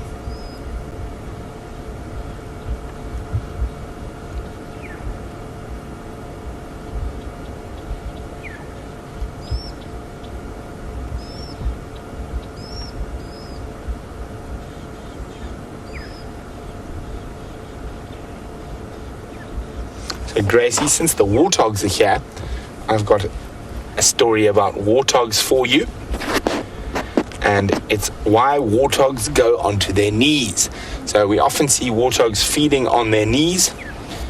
And it's a Zulu story. So from the part of South Africa where I am from originally. And warthog didn't always used to live in burrows. Back in the old days, warthog made himself a big, huge, spacious home.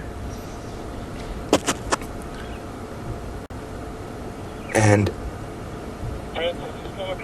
oh, sorry. Heading south on the Nyala Road, just south of Road. Okay, well, Gracie, I'm gonna keep telling the story, but Scott has let me know there's some more wild dog tracks around. Copy, thanks, Scottish. I'm at Treehouse. I'll head down towards Twin Downs.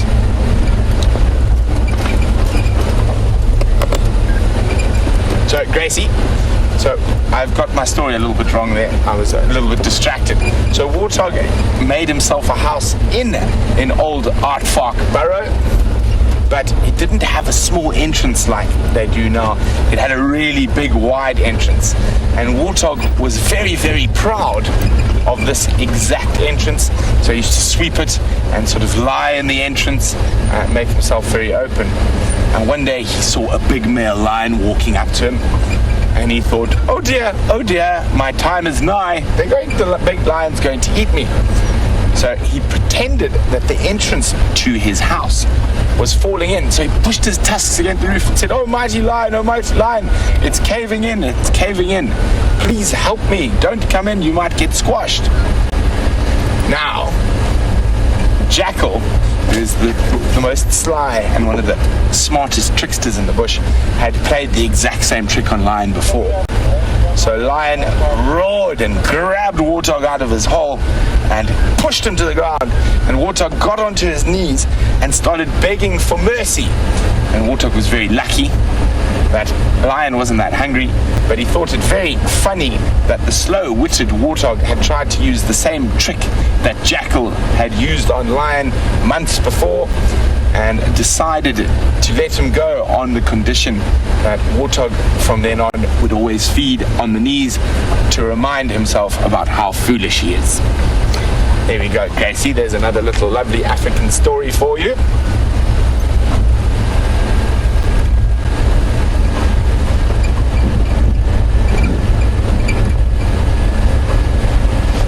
We're just going to check carefully. I'm going to head down to the southern edge of our traverse, and the tracks were heading south, so hopefully they haven't crossed over there.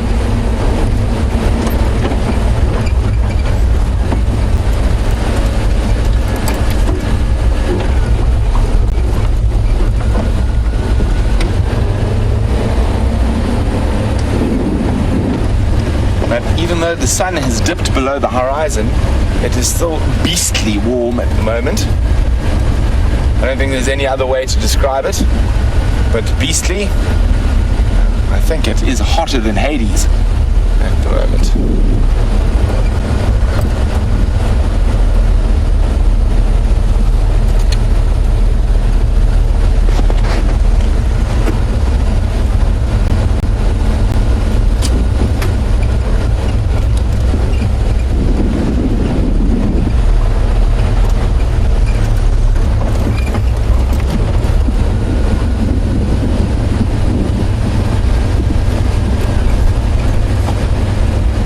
Paul in New Orleans is wondering, are there any local traditions or customs to bring rain?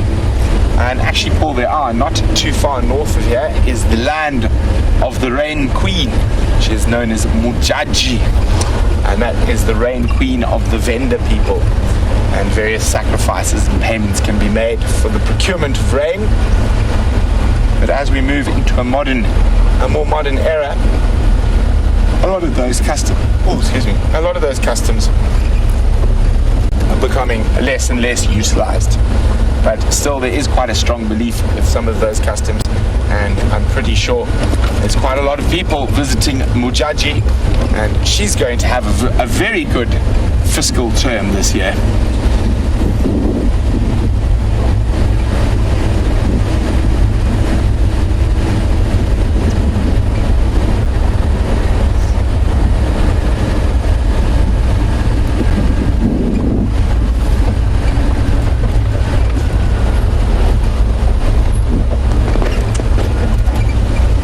Tony, who's in London, is wondering if the drought carries on, is there increased chance for anthrax?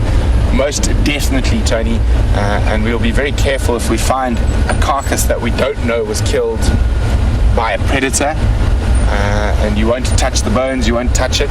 The Sabi Sands will continue to do tests, but times of drought, anthrax is increased tenfold. And sorry, I thought I saw something down the road. No, false alarm.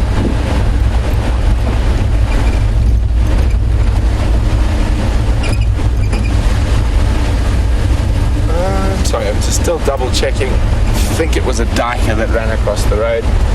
No need to engage warp drive.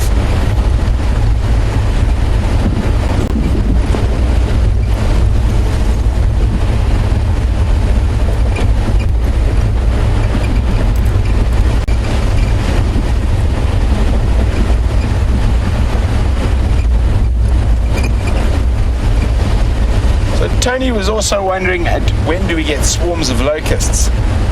It's possible to get them in these drought-like conditions, but I haven't seen a major swarm of locusts in the Sabi Sands or ever actually. I've only ever seen them more on the big grasslands to the north, but it is possible in this drought that we might get a swarm of locusts.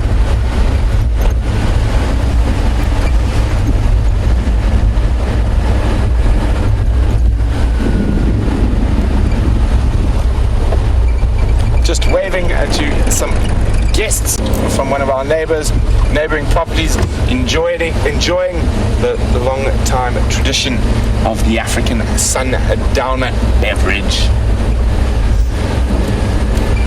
Now, a very interesting thing about the African sundowner beverage when it comes to safaris is there's a very little known fact why the sundowner was started. So the first couple of lodges that started safaris in the Sabi Sands to the south here, in the days when the leopards were and lions were incredibly skittish after being shot at for many years, they would run away at high speed. So the sundowner was actually started as a method of finding lions and leopards. And how can you say imbibing a good old G&T will help you find a lion or a leopard? So what happens is that these lodges work with guides and trackers. So while the guide regaled the guests with war stories from the African bush, the tracker normally meanders off and sits a fair distance away listening, because at sundown is when those cats are most likely to start becoming active. So they're either going to be spotted by another animal and alarm calls, or they're going to actually call themselves.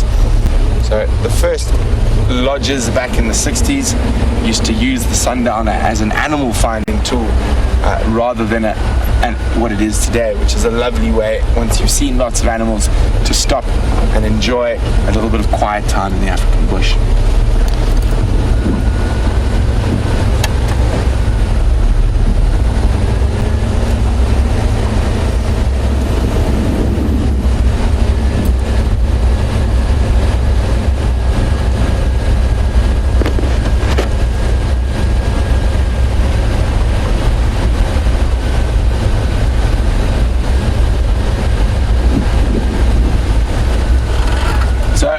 Big Safari Live welcome to Walt, who's a new viewer on YouTube.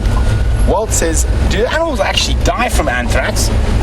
He's never really heard of it. He's heard of them having it rather than dying from it, and he thought only heard of humans dying from anthrax. Walt, everything dies from anthrax, and the two species that probably get killed by anthrax the most in southern Africa are elephant and buffalo. And it definitely kills them, and it can kill all of us. That's why we're very, very careful about bones and carcasses where we don't know what killed them. So when we can see an animal has died from strangulation by a lion, we'll happily pick up pieces of that carcass. But if I had to find a kudu, which is another animal that anthrax can affect quite badly, lying dead in the middle of the road here, I wouldn't touch it at all. I'd report it to the Sabi Sands. They'd run some tests, and then we'd know if that carcass was from anthrax, or the other possibility in this drought is just malnutrition and lack of water.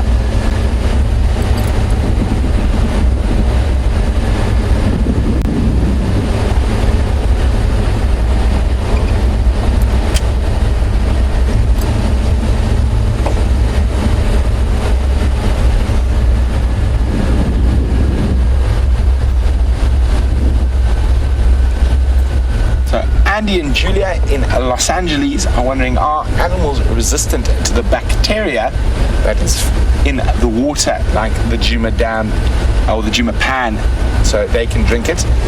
And you probably find there's probably a few people who could drink it and survive. Not many though, or you'd get relatively sick. You must realize that the animals are exposed to those bacteria on a daily basis. Obviously, there is a risk now, especially with two hippos and those buffalo continuously defecating in that water, that it can, at a point, actually turn poisonous. But you would be surprised at what absolute rank water an animal is capable of drinking.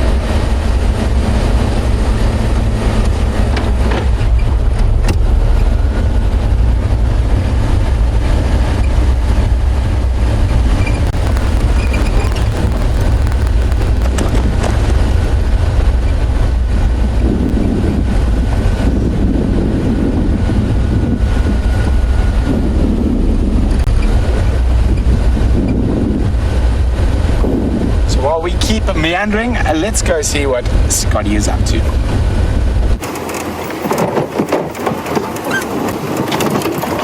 Hello and welcome back. We are just a couple of minutes away from Tingana and Tundi. So you've joined at a good moment. I'm hoping that we'll also be able to show you a pretty view from up on the clearings that we're about to reach. No further sign of the wild dog, but anything's possible, and who knows, maybe they'll be waiting for us bright and early tomorrow morning when we get up. Although, I've just remembered that we're not going to be getting up bright and early tomorrow morning. Woohoo! Sleep in. Apologies for that, of course, but it's worth it. It's in the greater good of Safari Live because of the extra fun we are going to be having tonight with the night drive tests.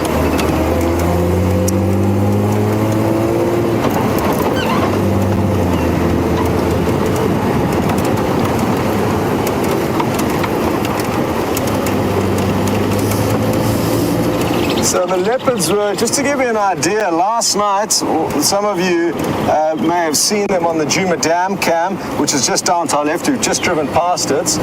Inga's house, where some of us stay, Brent and Jamie and Nikki and myself and Eugene, live over into our left in that little grove. You can see a little bit of infrastructure there, a little white car, so that's Inga's house in there. And they moved around onto the other side of Inga's house and then down into this dip that we're about to descend into, which is called Philemon's Dip. So they didn't move far at all last night. I was expecting them to have moved a little bit further, especially with the presence of Karula around. I would have expected Tundi to try and lure Tingana further away, which she was trying to do. It was actually incredible to watch last night. We thankfully got an update from Karen, and she let us know that the leopards were there, and then we raced out. Initially only saw Karula drinking, then all went back to camp.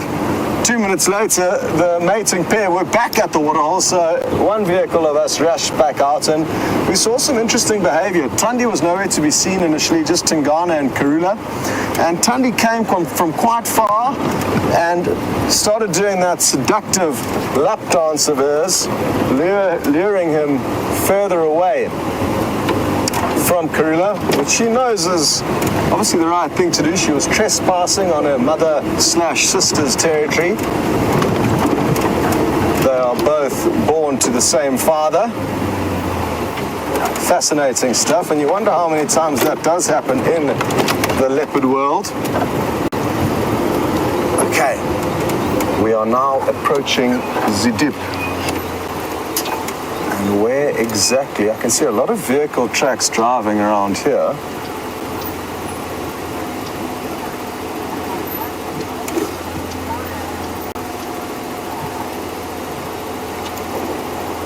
So I'm just going to take it slowly. If any of you guys know exactly where they were last seen, that would be useful for me.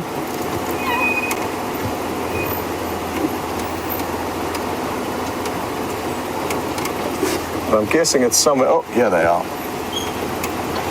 Their camouflage is remarkable. I'm just going to stop here.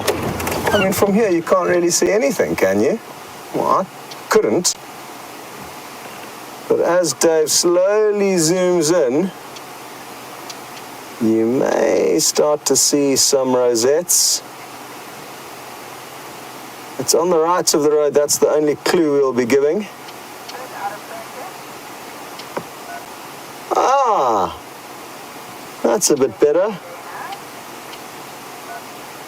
And a good display of their camouflage, and as Dave pulls the focus in and out purposefully there to just give you an idea of how they can blend in if you're not focused completely on them. They blend in very, very well. Tingana does not look like a happy cat, panting very heavily. Let's get down a little bit closer towards them in the preparation for them to hopefully mate once more for us, which I'm sure is going to increase drastically. As things cool down, we're probably going to be seeing a lot more of their lovemaking. Well, Dave, you're in for a treat, buddy. This is going to be a first for you after being here.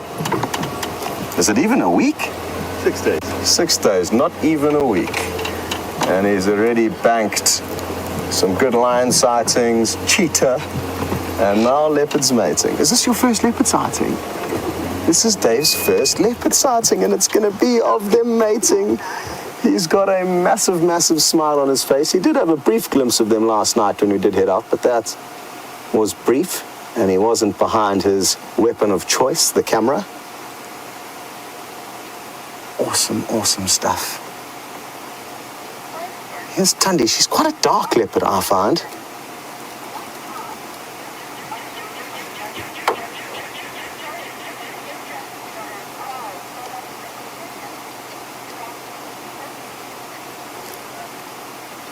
Hello to Scott Kingston. What a wonderful name you have.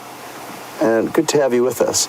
You would like to know, look at how wet her neck is from all of his bite marks. I've just noticed that. Sorry, Scott, I couldn't help but blurt that out. You would like to know, what is it in the leopard's reproductive system and strategy that is so ineffective that causes them to mate so many times over such a long period of time. 3 to 5 days of copulations every 15 to 20 minutes, which could be up to at least between 60 and 100 copulations a day. Even more than that. My abacus was a bit wonky, but I've straightened it out now. An abacus is an olden day calculator for some of the younger viewers who may not have been subjected to one growing up. But if we just do a basic workout, let's do a minimal. Let's do 3 matings per hour. And then my abacus was right. 3 matings per hour at a minimum. That's every 20 minutes. 3 times 24 is 60, 72 matings minimum a day. Sometimes, as you may have seen earlier with Brent, they may copulate 3 or 4 times within 15 minutes. But, Scott, I don't know exactly what it is. I know the reason why they have to do it for so long is to induce the ovulation. So the barbed penis of the male is there to help stimulate the female to ovulate, I'm told. But again, like you say, evolutionary, it doesn't make huge sense that it's such a mission for cats to get pregnant. But hang on, let me think about this. And possibly, well, what's just sprung to mind is that rather than it being a once-off affair, that would cause the likelihood of any male being able to mate with any female once, and therefore any kind of random male could be the father of cubs. And you don't want that. You only want the biggest, strongest male to be the father, and therefore it makes sense that it's quite a tedious process that only the boss will be able to perform over that long length of time. I don't know if that made any sense, but that's kind of one theory that comes to my mind. Hello, Tundi. Shame, has Tingana been biting you on the back of your neck? It does not look very pretty. It's all moist, covered in slobber. When I look through my binoculars, there may even be a tiny little bit of blood there from time to time, but it's not usually a massive wound that's caused. It's mainly more just the saliva from biting down.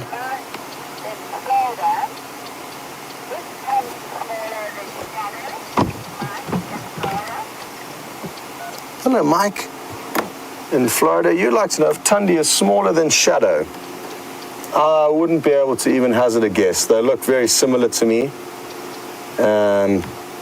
But incredibly difficult to be sure of that, Mike. I'm not sure if you guys have got any ideas. I'm going to get a hold of Brent quickly, see what he thinks. Brent for Scott. Anyway. Who do you think is bigger, Tundi or Shadow?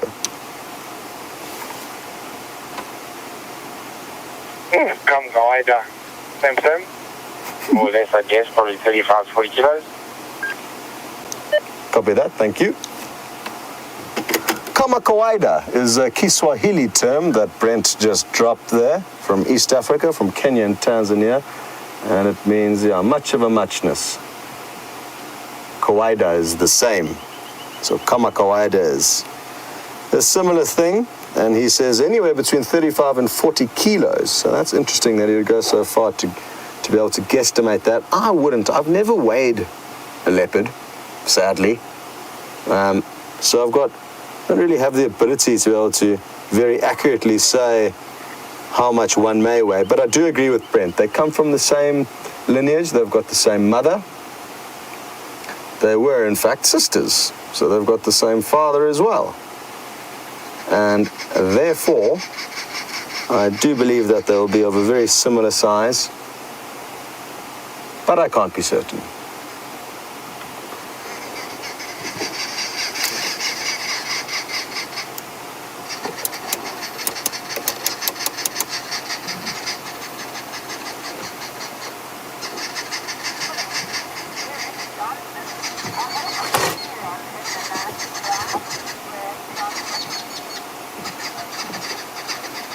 Well, Derek Johnson, you've mentioned that you will you hope that we're going to be able to see these animals in the night drive. And Dave, why don't we try and get some silhouettes of these birds that are jumping around on this dead tree at about 1 o'clock there, so people know where the noise is coming from.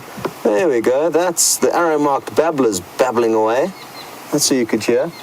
Derek, you'll be happy to know that David and myself are going to stay here between 7 and 8 o'clock. Well, not necessarily here, wherever these leopards move to. Therefore, hopefully guaranteeing that they will be ready for the nighttime camera as well as the drone in the sky. We don't want to take any chances and try and maximize this opportunity. So like I say, that's the plan. We're going to stick it out until the second safari of the evening kicks off. Here go the arrow-marked babblers singing for us, babbling away. That was another flock actually to the left of the road, which is interesting. Not the ones that Dave was focused on. But now those ones are starting. So it's like, sounds like a bit of an inter-flock dispute here. Fighting over this little patch of Philemon's dip, they call it. So yeah, Derek, not to worry. We're going to stay here. I'm confident that we should be able to keep with them. Even if they move through thick bush, the beauty of following mating leopards, they're usually quite vocal. So even if they move into a thick area and we have to loop around, if we just stop and listen and keep patience, we should be able to hear them growling at one another. And that way, hopefully, we will be able to relocate them. What we may be able to see, and what did happen last night, which was fascinating, was that, like I say, Karula was nearby. I'm not sure how much Brent has touched on that, but she was in the area, and she was trying to kind of... It was weird, because you'd think if she's going to pay attention on Tundi, then either like chase her away. Oh, Tingana's up. Let's see where he's going to. It may just be to reposition or go to the toilet. It looks like he had a meal last night. He wasn't this full-bellied yesterday evening.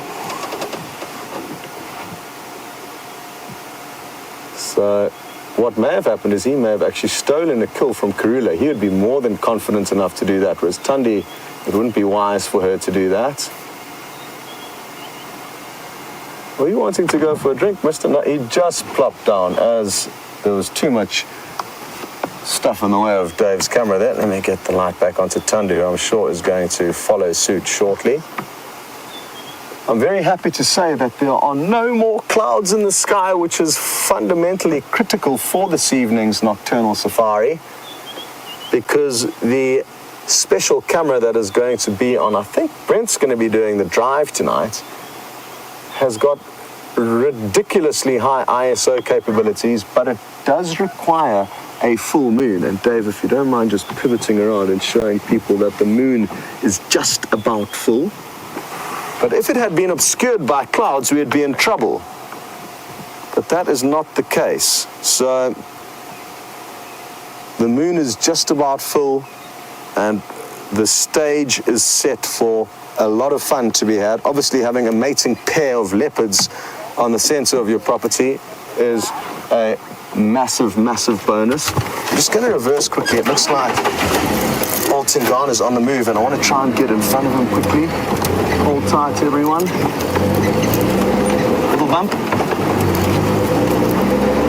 Before he gets onto the road, I'm just sorry, Boykie. Just going to sneak past you here. There we go. That way we'll be able to follow him as he comes towards us, which is far better than following them from behind. And I'm guessing Tundi is not going to be too far behind.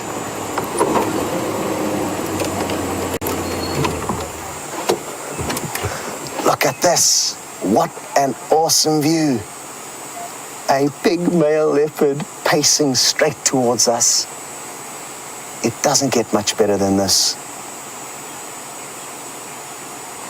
Look at his tongue poking out every time he takes a step. And like I say, after a hot day making love in the sun, I would also be heading to the closest bar, and that's what his plan is as well. He's heading straight back to the waterhole. And Dave, just quickly show that Tundi's following just before I keep. She's following suit. She's just going to pop out behind that little green bush. And he just looked back to make sure she was, but don't worry, Tsingana. You've got her hooked. Here she comes as well. I'm going to keep moving though because I want to stay ahead of both of them and not let him sneak past us. And we're going to send you back to Brent quickly. He's got another predator for you. Enjoy. So we've got a really incredible standoff that's happening at the moment. The hyenas I thought might be at the Gallagher waterhole, and the buffalo are not letting them go have a drink or a swim just yet. But also, guys, I can hear monkeys' alarm calling. It sounds like towards the djuma dam cam. So have a look. Karula might be coming out for a second drink. Quickly across to Scott.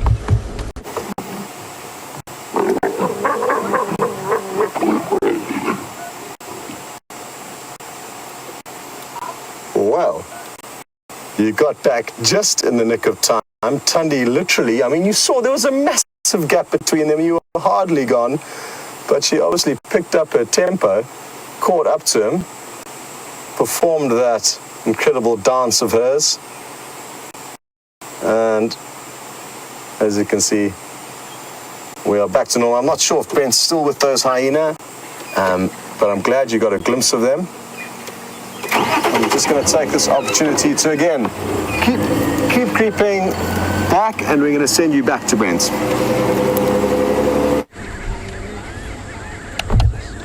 So a third hyena has arrived. And it looks like she might just a low contact course.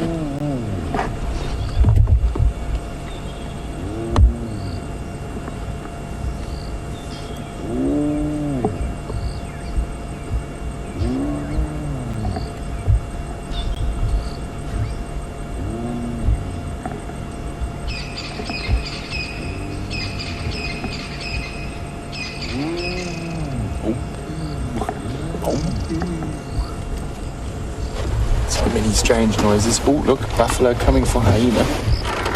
That hyena's skedaddling. Here come the buffalo.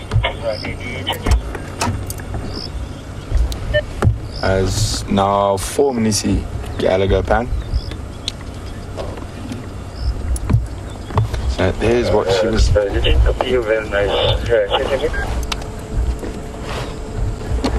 Giving us a sniff. 4 Minisi Gallagher pan. Copy, thanks very much.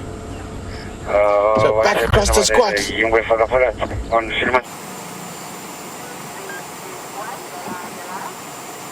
Well, here she goes again. Oh, no ways. They're facing us. This is going to be great.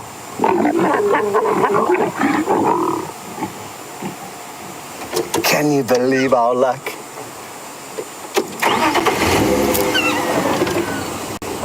Awesome. So our little plan of just sneaking ahead of them for now is working well. And I'm sure, as Brent suggested earlier, the intensity of the matings will dissipate greatly as the days go on. In the first day or two, they will be a lot more aggressive with one another. So that's something to bear in mind. Just going to stop here, let them appear out of the shadows.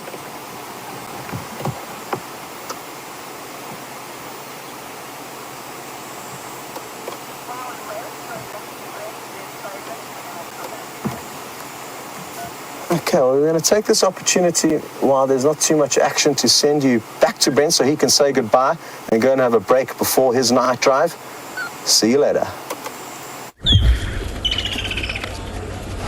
Buffalo has just chased 3 hyenas. It's continuing to do so. Protecting the pan. We're going to start seeing a lot more of this very interesting behavior the dryad gets. But for now, the hyenas lying down. They know they're fast enough. They're just waiting for those buffalo to move off for the night so they can go have a drink and a swim. But Guys, what an amazing sunset safari, and don't forget we're doing those nocturnal trials. They're supposed to start at 8, but you never know, we might have a little bit of tech difficulties, but definitely worthwhile hanging around to watch. And there won't be a sunrise safari tomorrow morning, as we're probably all going to be up really late tonight, and then the same program will be again for sunset and another night drive after that. But for the last bit of drive, let's jump back on with Scotty and the mating leopards.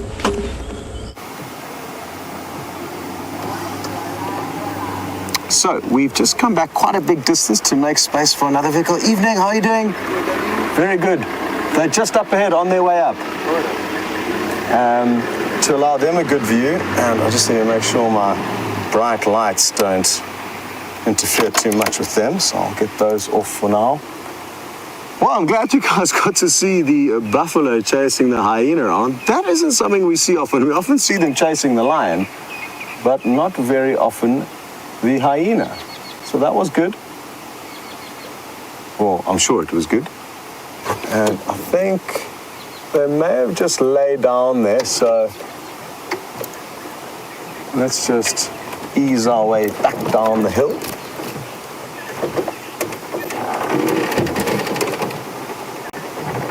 Yeah, looks like Tingana's taking another little breather on the middle of the road, or in the middle of the road.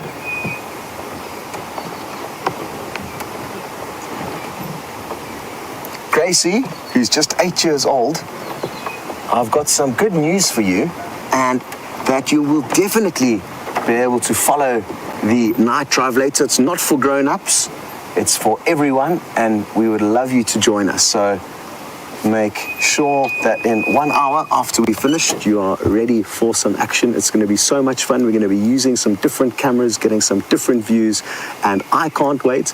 The whole team can't wait, and you must make sure you're there. We'll be very happy to have you with us.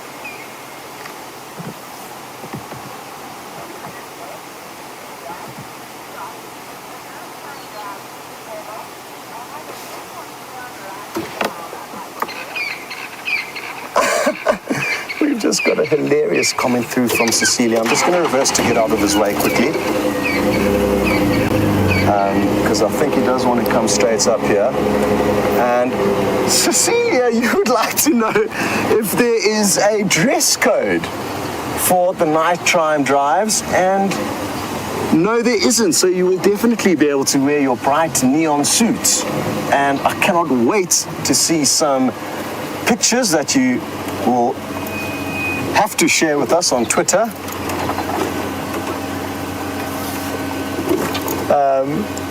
So yes, please make sure that you send us pictures of your suits, and if any of you also want to get dressed up, Batman suits would be good, because bats, I guess, are out at night.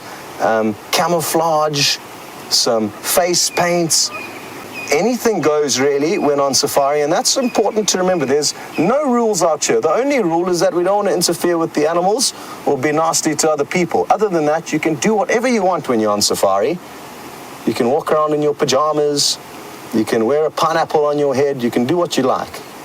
So please feel free to get dressed up for this exciting occasion. It is the weekend after all. A dress-up party is in order, and we haven't had one before. So it's time to say goodbye. David and I are going to bunker down here with these leopards and stay with them wherever they go, to make sure that at 8 o'clock in 1 hour's time, we are ready for the drone and for the night vision camera. Thanks so much to everyone involved. Kirsty in the final control, Nikki who is lending her hand, and of course to you. Bye-bye.